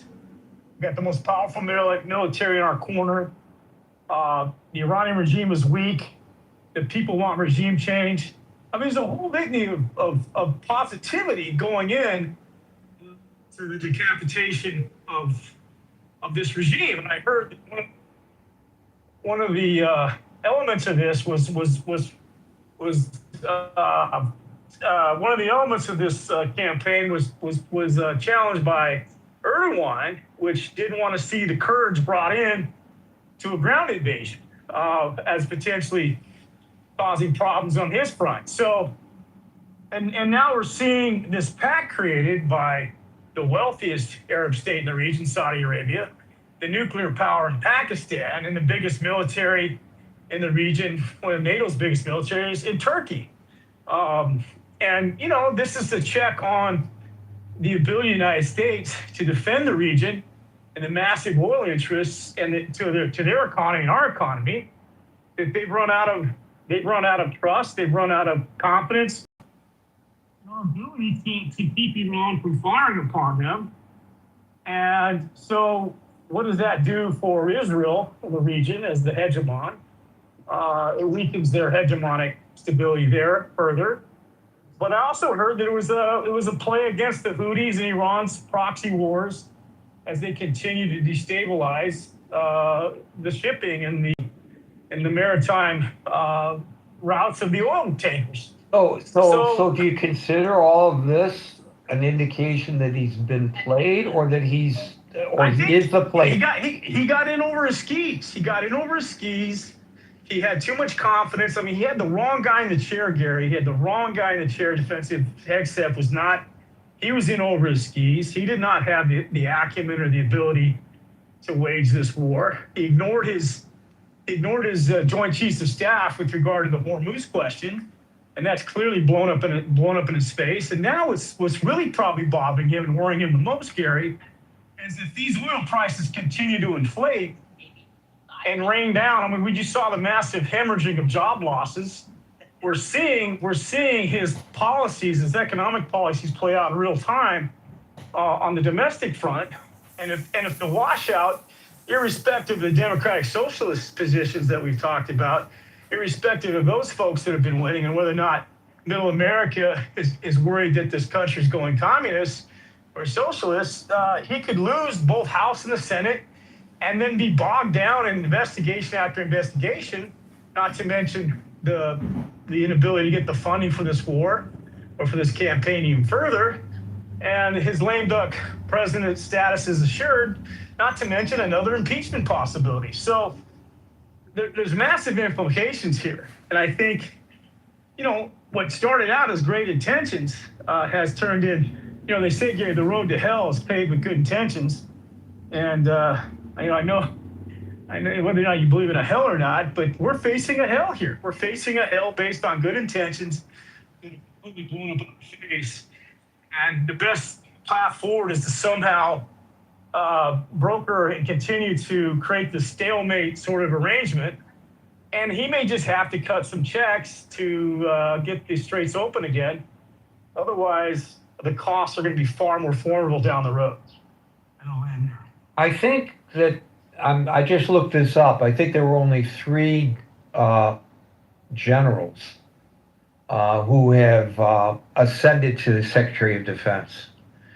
And in each case, I think there had to be a special dispensation by Congress for them to become, because they hadn't been retired long enough to go into such a position. And the three were, very notably, George C. Marshall, James Mattis, Mhm. and no, I was gonna say Eisenhower, but not Eisenhower. No, it was No, Biden. Lloyd It was Austin. Biden's guy, right? Lloyd Lloyd Austin. Yeah, you're right. Okay. I would suggest that a George Marshall, a James Mattis, and a Lloyd Austin, as Secretary of Defense, advising the President of the United States that he probably would go his own way regardless. I think. Maybe not. What do you think, David? In other words, you made the point, David, that Hegseth is way over his head. But if you took somebody with the credentials of a Marshall, a Mattis, or an Austin, do you think things would be any different, or do you think the president would just go on his merry way as he is right now? I think he got too many yes folks around him that cheerleaded him into this and didn't put. That may be, but I'm just asking if you had a strong, a person with the strong military backing of a Marshall, a Mattis, or an Austin. Do you think that would have changed anything, or do you think he would be listening to those folks? Well, if you recall the first administration, they called it the adults in the room were surrounding him in a way that was shielding his impulses from being played out in real time. So I think he respects the military. He respects those generals. I think he believes in his own mind that he's one of those guys, that he's done enough for the country to deserve the hardware that those guys wear. And I think a Patton, an Eisenhower, somebody of that ilk, even a Schwarzkopf, he was a big voice in the first Gulf War. And I mean, I think those guys could say, look, Mr. President, if you go into Iran, I'm resigning. We are not going to win this, and we're going to be bogged down in Iran. Our weapons, our missiles are low capability. We don't have the appetite for troops on the ground. And you think he would listen to them? Because I'm certain that this is the kind of thing that he was told in his intelligence briefings. The Pentagon certainly knew how much munitions they had in hand going into this war. What I also question, Gary, is this, as critical as Israel's right to exist is in this world today, with all that's going on, and the amount of defense and intelligence that they procure on a daily basis, where were those smart guys in the room warning Netanyahu that America can't help us pull this off? At least not. I have a theory. Right I have a theory about that, but it's not for today. But I have a strong theory about what happened there. Okay. Happy to discuss it with you sometime, but I don't want to take us off topic. But I have a strong theory, and the problem there was not in Jerusalem. The problem there was in Washington, in my opinion. But and I bet you the U.S. ambassador to Israel would be in agreement with my assessment. Thank you, David. We'll go to Catherine, followed by Iman. Thank you for all this discussion and meaningful questions raised, because I hadn't thought through piece by piece. And one question earlier, I thought, is there any typical war protocol, say before you bomb this, send a drone over, take a picture, like do some surveillance? That would be my question in the congressional hearings. Like what is you're talking about? What surveillance is usually done before bombing. Are you talking like some kind of surveillance is usually done? Are you talking specifically about the girls' school? Yeah. I don't think that happened. It's one thing to say they had some old, maps, but we've also heard specific people get targeted in their homes and their family, So it doesn't quite hold water. And when I've thought of the George Floyd things, I said, well, what is the police protocol? What is supposed to happen? Right. It's a fair question. Just remember that those targeted attacks that occurred in Iran were made by the Israelis. This attack, the Tomahawk attack that hit the wrong, and by the way, the Israelis can make a mistake too. I'm not saying that they couldn't, but I'm just saying in this instances that you refer, you try to reconcile, those precise, very precision drone attacks that took out the apartments of the Iranian leadership and left everybody else unscathed. That was an Israeli operation. The Tomahawk attack on the school, that was a U.S. operation. And they obviously didn't know that they had made a mistake because they came back and did it again. They hit them more than one time. So they really thought that they were hitting a legitimate military target, and they screwed up. That's all there can be said about it. And it's horrible and inexcusable. But that's what it was, a screw up. Yeah, and I happen to meet just, reverence of people losing their lives in this way. At one point, there's an artist putting up pictures of, unfortunately, people who were in a shelter being told this is where you need to go, a bunker, be safe in there, but they bombed the bunker. And so Who bombed what? Where are you this was referring to? I think it could have been the Iraq War. I'm not sure which, but Okay, but we're talking about Iran right now. But I know, but it's not the first time I've heard of this. Like somebody's being told go here, or was it a complete mistake? I mean, even okay. So during the Iraq War, the United States got bad intel that they should not have accepted. That some enemies of the United States were meeting for some high-level confab at a remote location in a big house. And the United States bombed that place, and it was somebody's wedding. Oh, no, yeah. Okay, the United States didn't say, let's go kill all these people going to the wedding. They operated on faulty information that was provided to them by one of their partners, and the reason was their partner was the head of some little militia, and the guy whose daughter was getting married was the head of an opposing militia. So he fed the United States disinformation in order to take out his rival on the ground. And the United States did his bidding for him, but it wasn't like the United States said, let's hit this because we're going to get criticized for killing all these people at a wedding, but so what? Let's invite the criticism. In the fog of war, mistakes are made. I'm not excusing them, right? But I'm explaining that all of the investigations, both by the Pentagon and independent investigations by journalists, have reached the conclusion that this was a terrible, terrible, terrible mistake. It was a screw up. That's all it was. Yeah. Well, and I want to, honor, just take a minute, remember the lives lost and the people. They are heroes. I agree. Dead is dead. Dead is dead. But waking up our souls. I actually believe in a bit of an after. But just for the record, because people don't hear about it enough, that there was another mistake made where, and the truth is, I'm not sure which conflict. It could have not been the U.S. per se. If I were more on the ball like I am now, 15 years ago when I heard about it, but this artist had taken photographs of the children who were against the wall in terror, and they were all incinerated. It's a terrible, terrible thing to think about. But people said people won't believe us if there's no evidence. Take pictures, tell people. So I saw her when she was hanging the exhibit. Yes, of course, it happens all the time. We're going to move on, but I just want to point out that when we look at this, and we should look at it, and I'm not saying we should not look at it, let's not forget that tens of thousands of people, civilians, children, women, old people, have been killed by the Iranian regime, by their own government, for the simple crime of protesting. Of course, we should not ignore what happened to those school children. It's terrible, it's horrible, it should not have occurred. It's disgusting.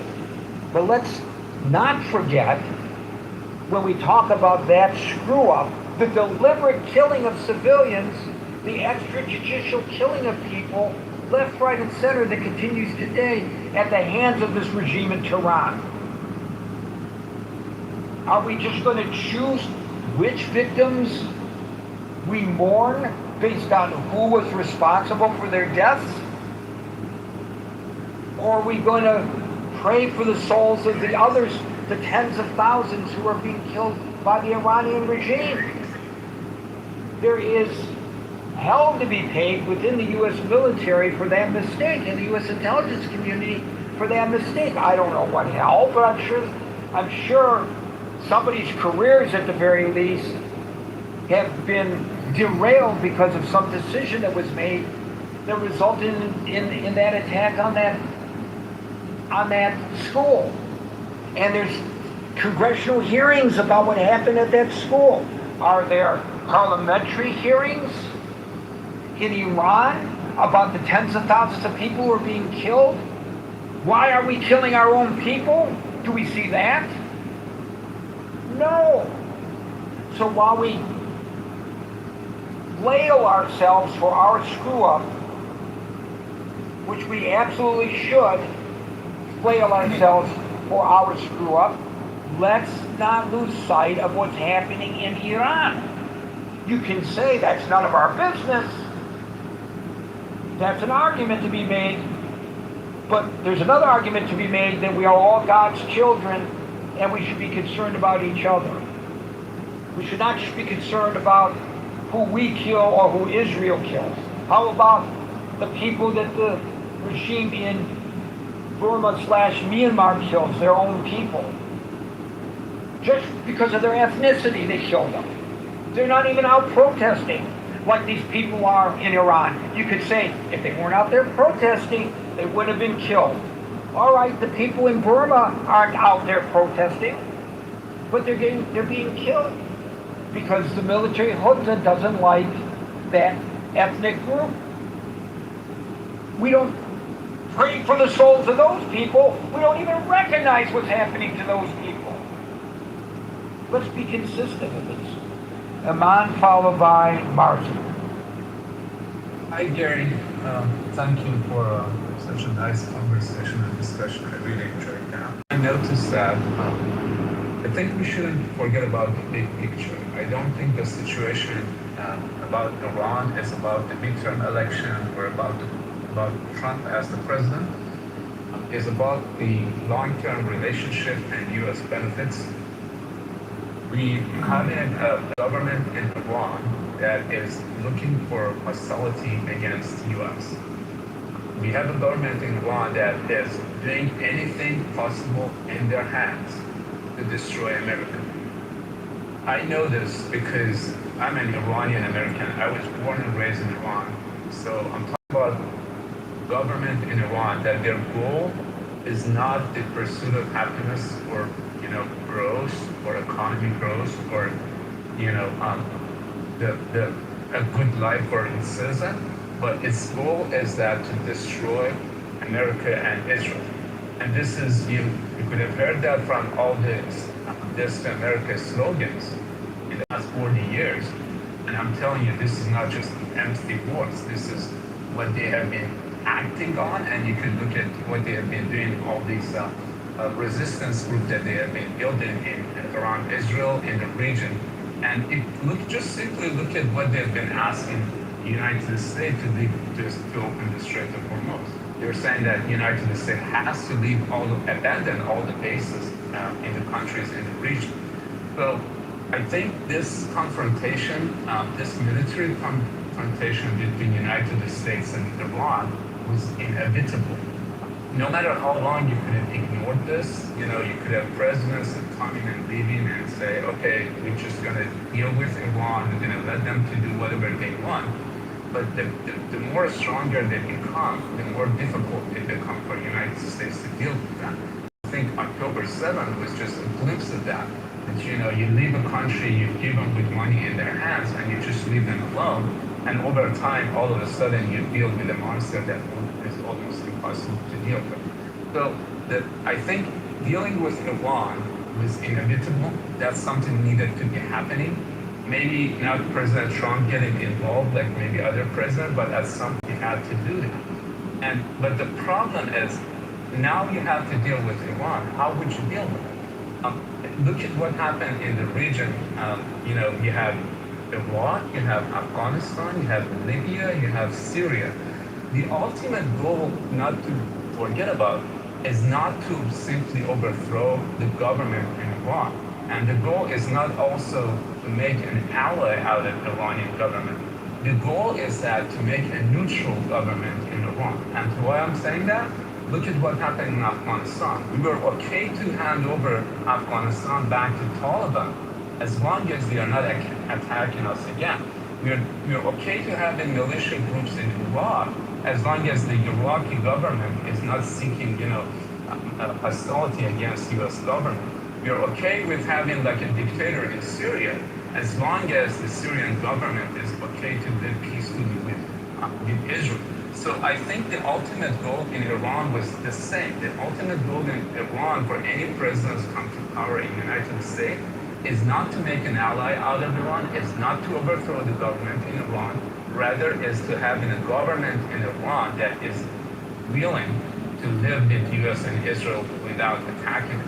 It's not like you want to make Iran is not a country that you can leave it to become like North Korea. If it's becoming North Korea at some point, they might attack to us. Now, the question is, if this is the ultimate goal, how would you do that? Obviously, we have learned our lessons that we don't want to do what we did in Iraq and Afghanistan. If the ultimate goal is that to hand over the country back to the Taliban, to the original, governors, why would you spend like 20 years and so many troops in it? You want to do that, you have to think about it from the first place. So I think what happened was that President Trump got involved with a couple of things in head. So maybe he had a bet that maybe Syria's route might be possible, or Venezuela model might be possible. But it was soon very clear that it's not going to work. Even Syria's route and model happened after 10 years of after spring that happened, I think, in 2013. And the change was happened like in 2025, like 12 years later, with what all we have done in the past 10 years. Even attacking people. Hey, Liliana. Hey. Okay, so basically I just have to home plate, that's why. But honestly, maybe you'll show up because it'll be late if I do show up. I'm gonna do work in the morning tomorrow. But I do want to tell you that I want you to put effort into this. Of course, my darling, I am.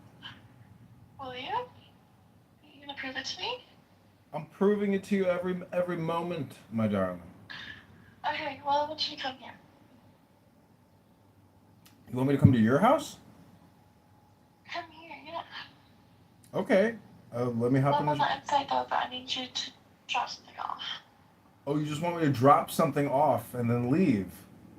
No, we can do something real quick, but I can't go there. I need to come here. Why? Why? So, I really need to take the time me today, remember? You don't need to take it, my love. You can, you should consider not taking it because a certain percentage of people have adverse reaction to it. And I really don't think you need to take it. Anyways, I need you to come here and, drop off and take it, okay? Okay, darling. Okay. Just bring it here. And maybe just maybe we might go to like, I don't know, supply store or something. What is office supply? Okay. Sounds fun. Okay, I'll see you soon. Bye. Okay, bye. I'm an internationally known talent. I deserve more than that.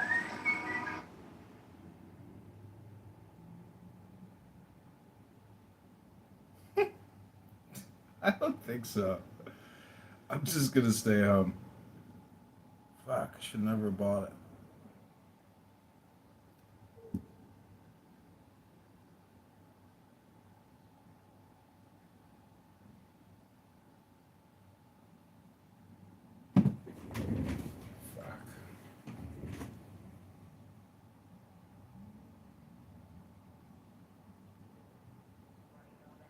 But the girl's going through some shit, whatever. Ends up her mom supporting everything she wants to do. The school, because the girl's going to the counselor, you know, she's having issues, they're involved with her emotional situation. So mom is like trying to do everything right. Okay. By the end of high school, the girl was on the hormones, right? She's a boy now, all the shit. Okay. Our kids are now grown with kids. Most of them have children and everything. So, you know, they're in their early 20s now. The girl now has decided that she's done, like she knows she went through some shit. Her life was crazy. And she's now suing her mom for putting her on those pills as a kid. The whole town knows. They got her mom out here looking crazy. Now her mom is like sickly. You see the lady, she looks like life has beat her ass up. And truthfully, people that are beating her up, it's not fair because the pressure from the community, the people that watch this shit, the Democratic people that are really tripping off, they pressure, it was like a mindset for them. I sat up here and watched these grown people. So to see it all reverse on her and her daughter to grow up and be like, what in the fuck did you do to me? Why did you allow that to happen to me? I was going through something. You should have locked me in my fucking room. That's what the girl told her. You should have locked me in my room. Like her mom's like, yeah, I thought I would have went to prison. Well, yeah, and guess what? The ACLA, some government program, it provided this girl a damn lawyer to sue her mama. And who knows what's going to happen with the case, but it's happening right now. It's very crazy. There's more kids that's like that.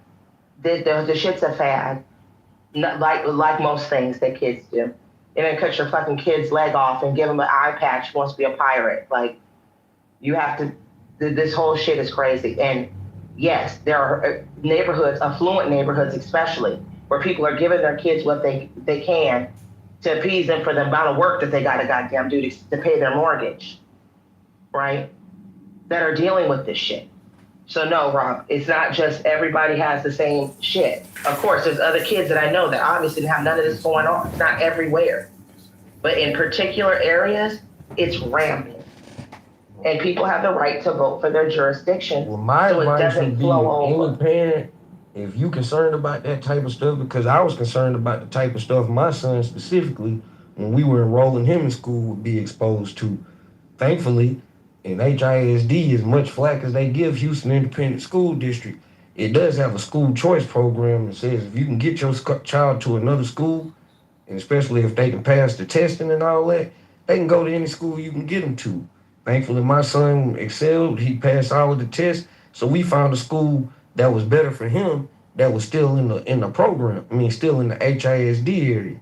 Here's my point. And I ain't like no rich parent. My son's mom ain't no super rich woman. Like, we just concerned parents. If I was concerned about my kids being indoctrinated with MAGA stuff, I wouldn't put my kids in a school that's rooted around a bunch of MAGA people. So take that into saying that I'm concerned with liberal indoctrination. I wouldn't put my kids in a situation to where they could be easily indoctrinated. That's just my thought process on it. Furthermore, Rob, you don't want people around like me. You don't want your loved one around people like me. Hell no. Come on, man. I hear you, Mom. Come on, I Rob. will say, Rob, you hit a strong point, but then there is liberal policy that trumps your point. And this is what I mean. I'm in a state where you almost elected my current governor as the vice president, right? So all of the Democrats in the room, hear me clear. You almost made this a federal policy. Come on. Because this man started it. And I don't want nobody come off their mute without hearing the full context before you talk.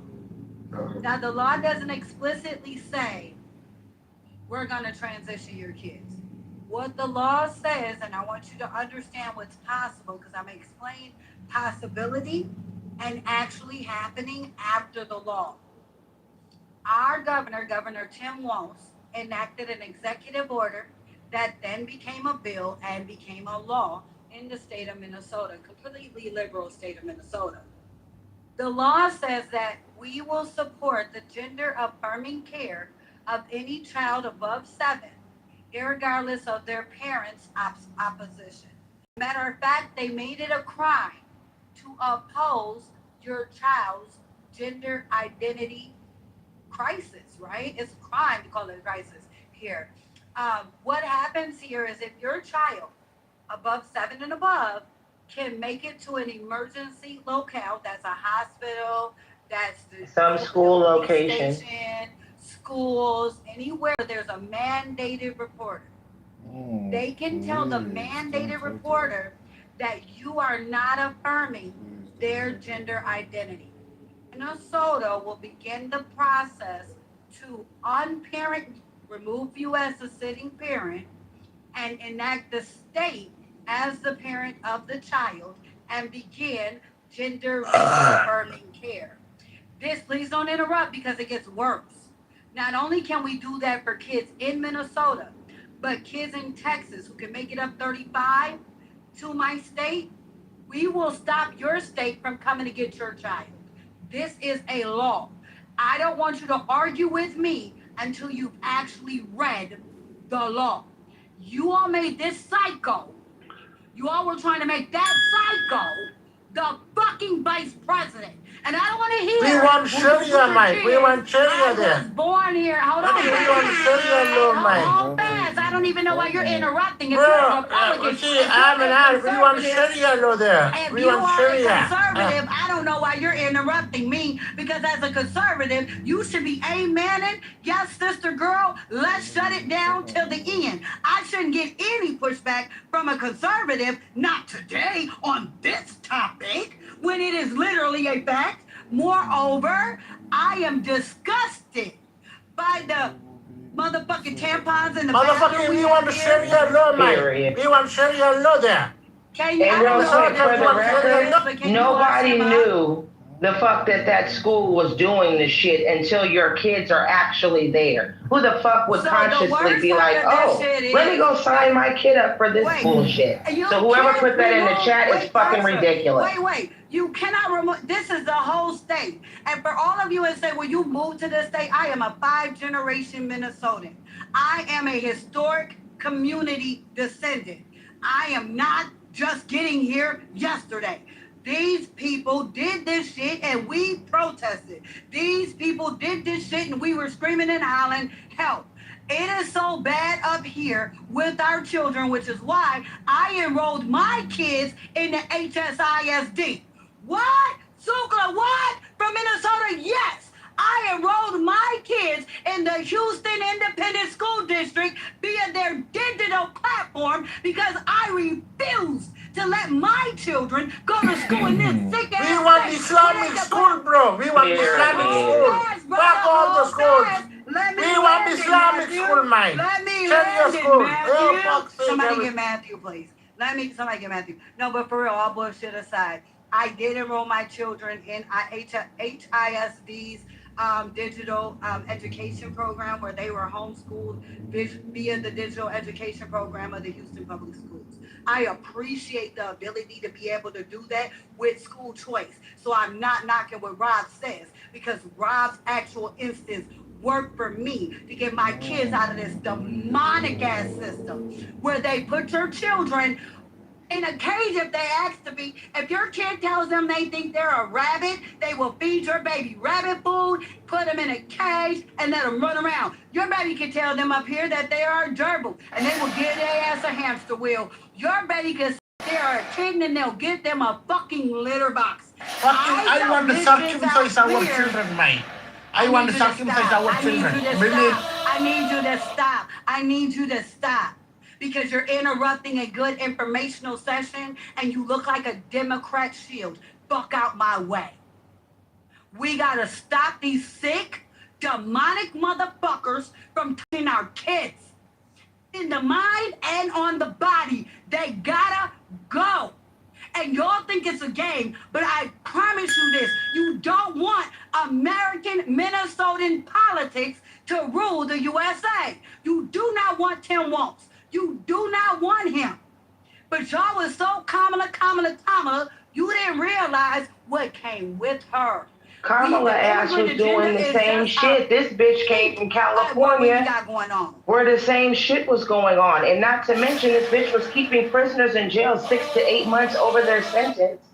And motherfucker would get a release date of February, and everybody knew it was common knowledge they'd get out sometime around fucking August. That's good, right? Yeah, no. Are you fucking kidding me? If these people, these are kids. No, these are people's families. No, I'm talking about. These are people who actually were, that had 2 and 3 years and ended up doing 3 to 4 fucking working freezers. And then coming out and couldn't even get on the street and get into a goddamn firehouse to get a goddamn job. To continue being, we get fire certifications in California Youth Authority. These were children who had first-time offenses, a lot of them drugs, marijuana, shit like this. They couldn't even get out of jail. She was putting parents in truancy who their kids were in the hospital beds with sickle cell. And we're going on the job and arresting the parents. The bitch was brutal. Meanwhile, she's sleeping with the governor. She ruined the governor's fucking marriage with his wife after 25 years. She was hoeing around with Montel Jordan. Everybody's seen the fucking pictures. Okay, when it comes like, this is ridiculous. To act as if her and the exact same things that were going on in California, which is why I fucking left California, to contend Walz and the shit that was going on in Minnesota, and you thought that we were supposed to leave our children and grandchildren to this kind of fucking legislation. You all thought that that was a smart thing to do. When it comes with our borders wide the fuck open, her coming from the administration that left our borders wide open, our social services are completely evaporated. All of our costs for our hotels and food have went out the goddamn window. When it comes to this was not an option. It wasn't an option at the time. Not for anyone that has kids. Maybe for you guys who are out here maybe adopting because you got a mate or a partner or whatever and all this shit works out for you, fine. And no one cares. But for those who are out here still trying to raise traditional families and make sure that they have baseball and soccer and fucking after school activities and can grow up and go to school, a trade school, get trade back in schools so kids can actually get jobs without having to go to a 5-year fucking overpriced education school. Yeah, those of us who are out here actually just trying to live real life, one fucking year, take care of our kids, make sure that everybody is straight, life and health insurance, couple cars in the front, 4 or 5 bedrooms, a pool in the back, regular shit. When it comes those who are okay being in a little condo with your boyfriend, I bet all that shit worked out great for you. When we identify the source of the trans agenda, okay, has anyone found the source of this agenda, where it started? Because it seems that, white people are overrepresented when it comes to trans people. They're 66% of all trans, right? So this seems to be affecting their households at an alarming rate, where the kids don't want to be themselves anymore, all right? So what's going on in these white families, okay, to where they're overrepresented per capita, 66%. I think they're like 54%, 55% of the population. What's going on in these white families to where the kids don't want to be themselves? What's plaguing them, and what's the source of it? Well, I think the source, the modern day source, this is just my perspective, of course. Somebody white can chime in, correct me after I offer my submission, but it seems to me right around the time that politics decided to brainwash the youth that it was no longer cool to be white. I kept hearing this narrative across social media in recent years that white people are ashamed to be white, and this ideology was on an uptick through political propaganda and pop culture and the debates around critical race theory. All of it kind of led to this dialogue / brainwashing of the youth that whiteness is undesirable, right? And so, from my perspective, right around that time, it seems that this push of transness was pushed on.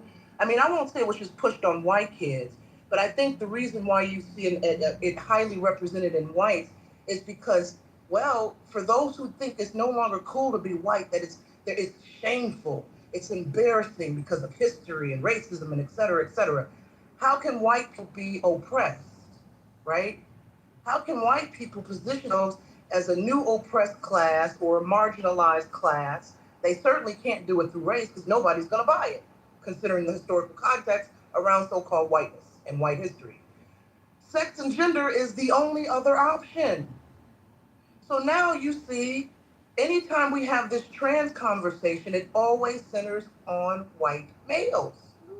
White males who identify as women. Hardly ever do you hear about trans men. Isn't that odd? I'd also like to offer this submission, and I'll land here. I've stated this before. This is a hill I will die on. Othello, to your numbers. If it were black men that were leading those numbers in the trans, if it was 60, 70% of trans people were black males identifying as women, this would not be a debate because white folks would not want black men with their big dicks and their wigs sharing spaces with their precious white daughters in sports, in the locker rooms, in the spas, in the gyms, in the prisons. Ain't no way it would happen, okay? This is a white contagion, and it needs to be a case study. Damn, so you can't send your kid to the school or the Catholic church? Yeah, or the Catholic guy. You're assuming that all black men have I'm just saying, they don't want them in there anyway. So I just want to make sure we're all on the same page because they don't want them in there, period. It doesn't matter who they are. At the end of the day, what you just said is true. If this is the challenge we have, because so many people today do not understand the debauchery of wanting our children to be cut, mutilated. I mean, guys, I'm in death care. You haven't seen someone who's quote unquote gone through the surgery and take one that we have brought into our care.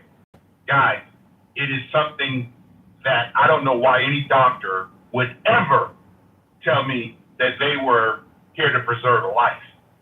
It is absolutely horrible what we're doing to the human being.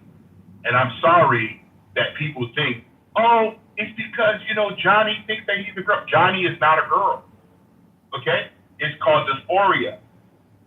We need to do this, guys, and tell people the truth.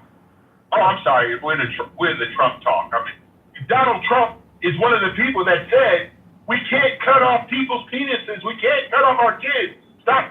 Hey, guys, whether you like Donald Trump or not, let's all at least give the man credit that he doesn't want people cutting off people's penises. Come on. I mean, you don't want people cutting off young women's breasts. When are we going to say at least the man has enough common sense that whether you like him or not, and most of they don't like him because he's just straight up. And like before, people said, well, he said grab him by the pee. At least he's normal. What are you going to grab him by? He might say grab by the wee-wee. He said grab by the pee-pee. Just it. But this guy, thank you so much for the transparency because this 1% out here is destroying the conversation that we all have. So I salute you, Mike. Actually, it actually Go kicked ahead, off Mike. with Jenner, Caitlyn Jenner or whatever, Bruce Jenner or whatever, because like all of a sudden it was at the heightened the Windsor ruling from the Supreme Court on marriage, and then Obama solidified gay marriage. So it was around that perfect setup when Caitlyn Jenner came out and then was given accolades, and all the poor men had to go through all this stuff, and there was a lot of empathy and sympathy that was given around. and a lot of like weird things, and it took a Kardashian. And I mean, like, to be fair, the Kardashian clan and the Jenners have had impact on us. Like, GLP-1s only became popular because of a Kardashian literally injecting it in her ass. And then every single suburban woman across America said, sign me up for GLP-1s, and demanded them in massive ways, to the point where we're sitting back going, hold on, there are some negative side effects to this. Not all of you should be taking this. And but it was really, that would be Bruce Jenner's transition would be the catalyst that sparked this. And then, you know, being held and given the ESPN award for bravery and all that other shit that came out. And then people targeting that. And then you had a whole lot of people that were there. And prior to that, if you remember, there was a brief pause after gay rights, like before Obama. Like, people didn't really care if you were a cross-dresser. In fact, like Robin Williams did a whole movie about the birdcage, and it was like one of the top box-selling fucking office ones that existed, and it was funny as fuck. And I mean, shit, everybody remembers this stupid movie. But I mean, and there were a number of them. Patrick Swayze did what was that movie? Tu Wong Fu something or other. Yeah. And yeah, so it was like, there was a whole like genre that kind of popped out that really pushed that envelope of acceptance and rights. And then then it went to like, okay, so now LGBT got rights, and you know, everything's kind of calm for a second. What is the next oppressed thing that we can reach for? And it just went to transgender, and then they became it. And if you talk to gay rights activists from like the 80s, the 70s, and on, they've walked away from the movement. They've literally said, all right, this is completely retarded, this has gone off the rails, and this is not what we advocated for in any shape or fashion, like well-known ones. And they no longer like sit there and support it. They, in fact, will tell you, I'm voting conservative because, quite frankly, I can't align with this unit, and I can't align with a party that agrees with it. And you see that, like, gay men know where their money's at. They're like, I want tax breaks. They vote Republican. Like, it's just a known thing. It's very true. And Obama actually was the one that brought in gay marriage, and that also opened up a huge taxation opportunity for the United States. So that was the win that they were looking for, was to be acknowledged and be able to, not have to live in the shadows, have health care, right, through your job and that kind of thing. So I would just admit that we could go back a couple hundred years, that every post-matriarchal society that became patriarchal, you've always seen even in rulership, there be and who were now women or rumored to be women, right, that ruled these particular places. These, I don't know if you would call it, these sexual proclivities have never really changed. It has normally just been whatever the man wanted in the bedroom, right? Women's rights changed a lot of that, and women had an opportunity to have a say on how they were treated. But, before 1960, women weren't even able to talk the hell why what their husbands were doing, or who they were sleeping with, or what they were dressing up at, whatever it was.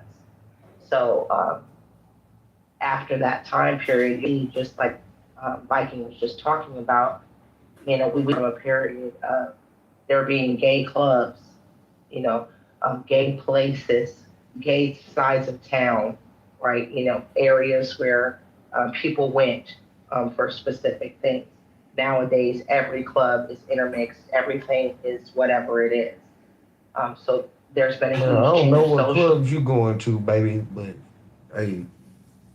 You're saying that there's no one gay at any club? No, I'm not saying. Is that what you're saying? To suggest that there wouldn't be one gay person somewhere is kind of stupid. What I'm saying is there aren't these big mixed clubs of straight people hanging around and partying with a bunch of gay people.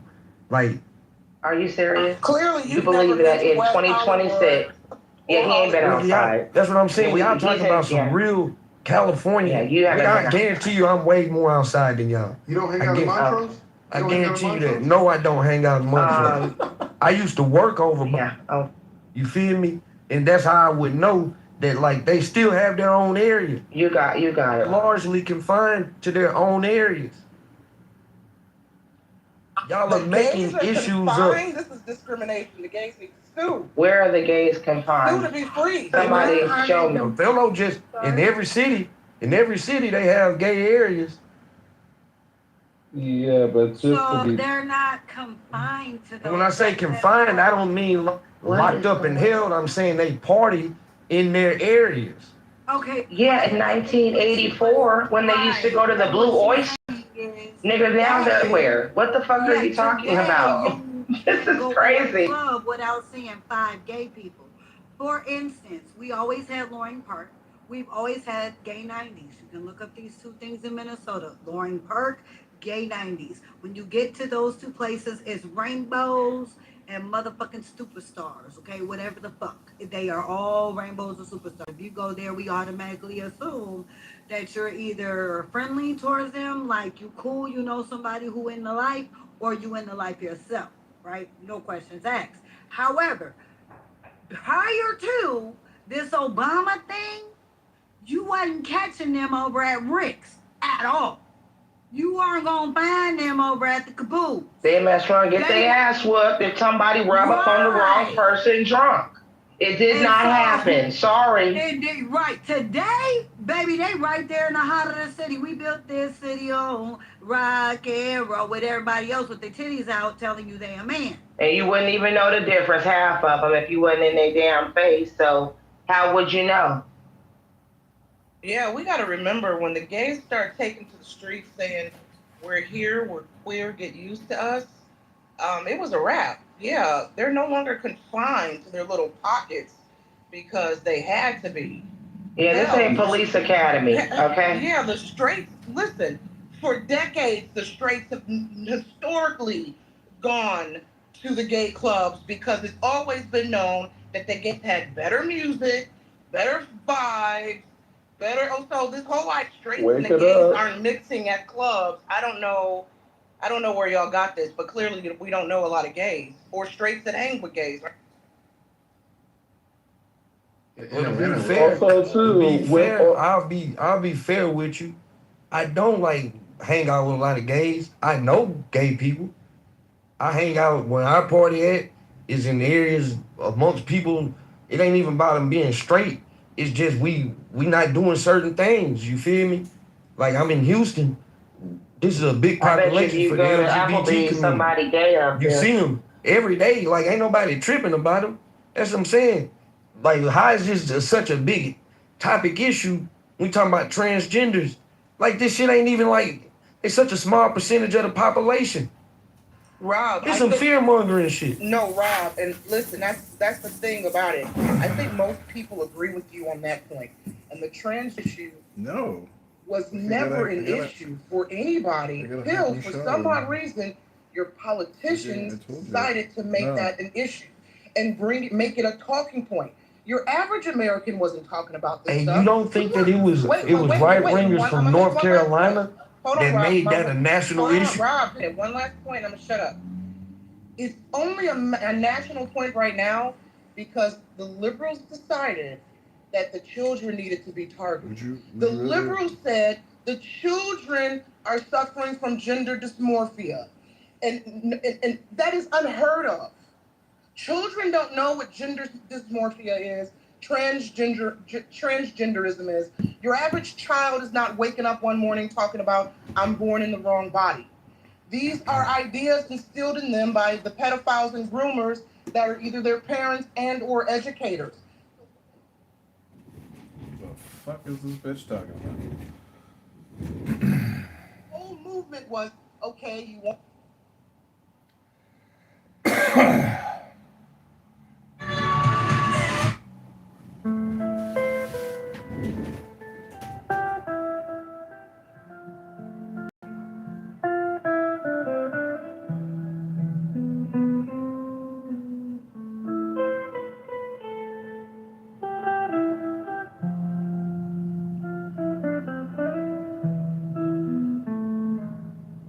Town can be talked about,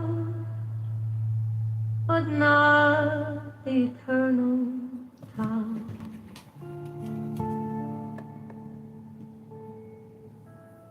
Names can be named, but not the eternal name.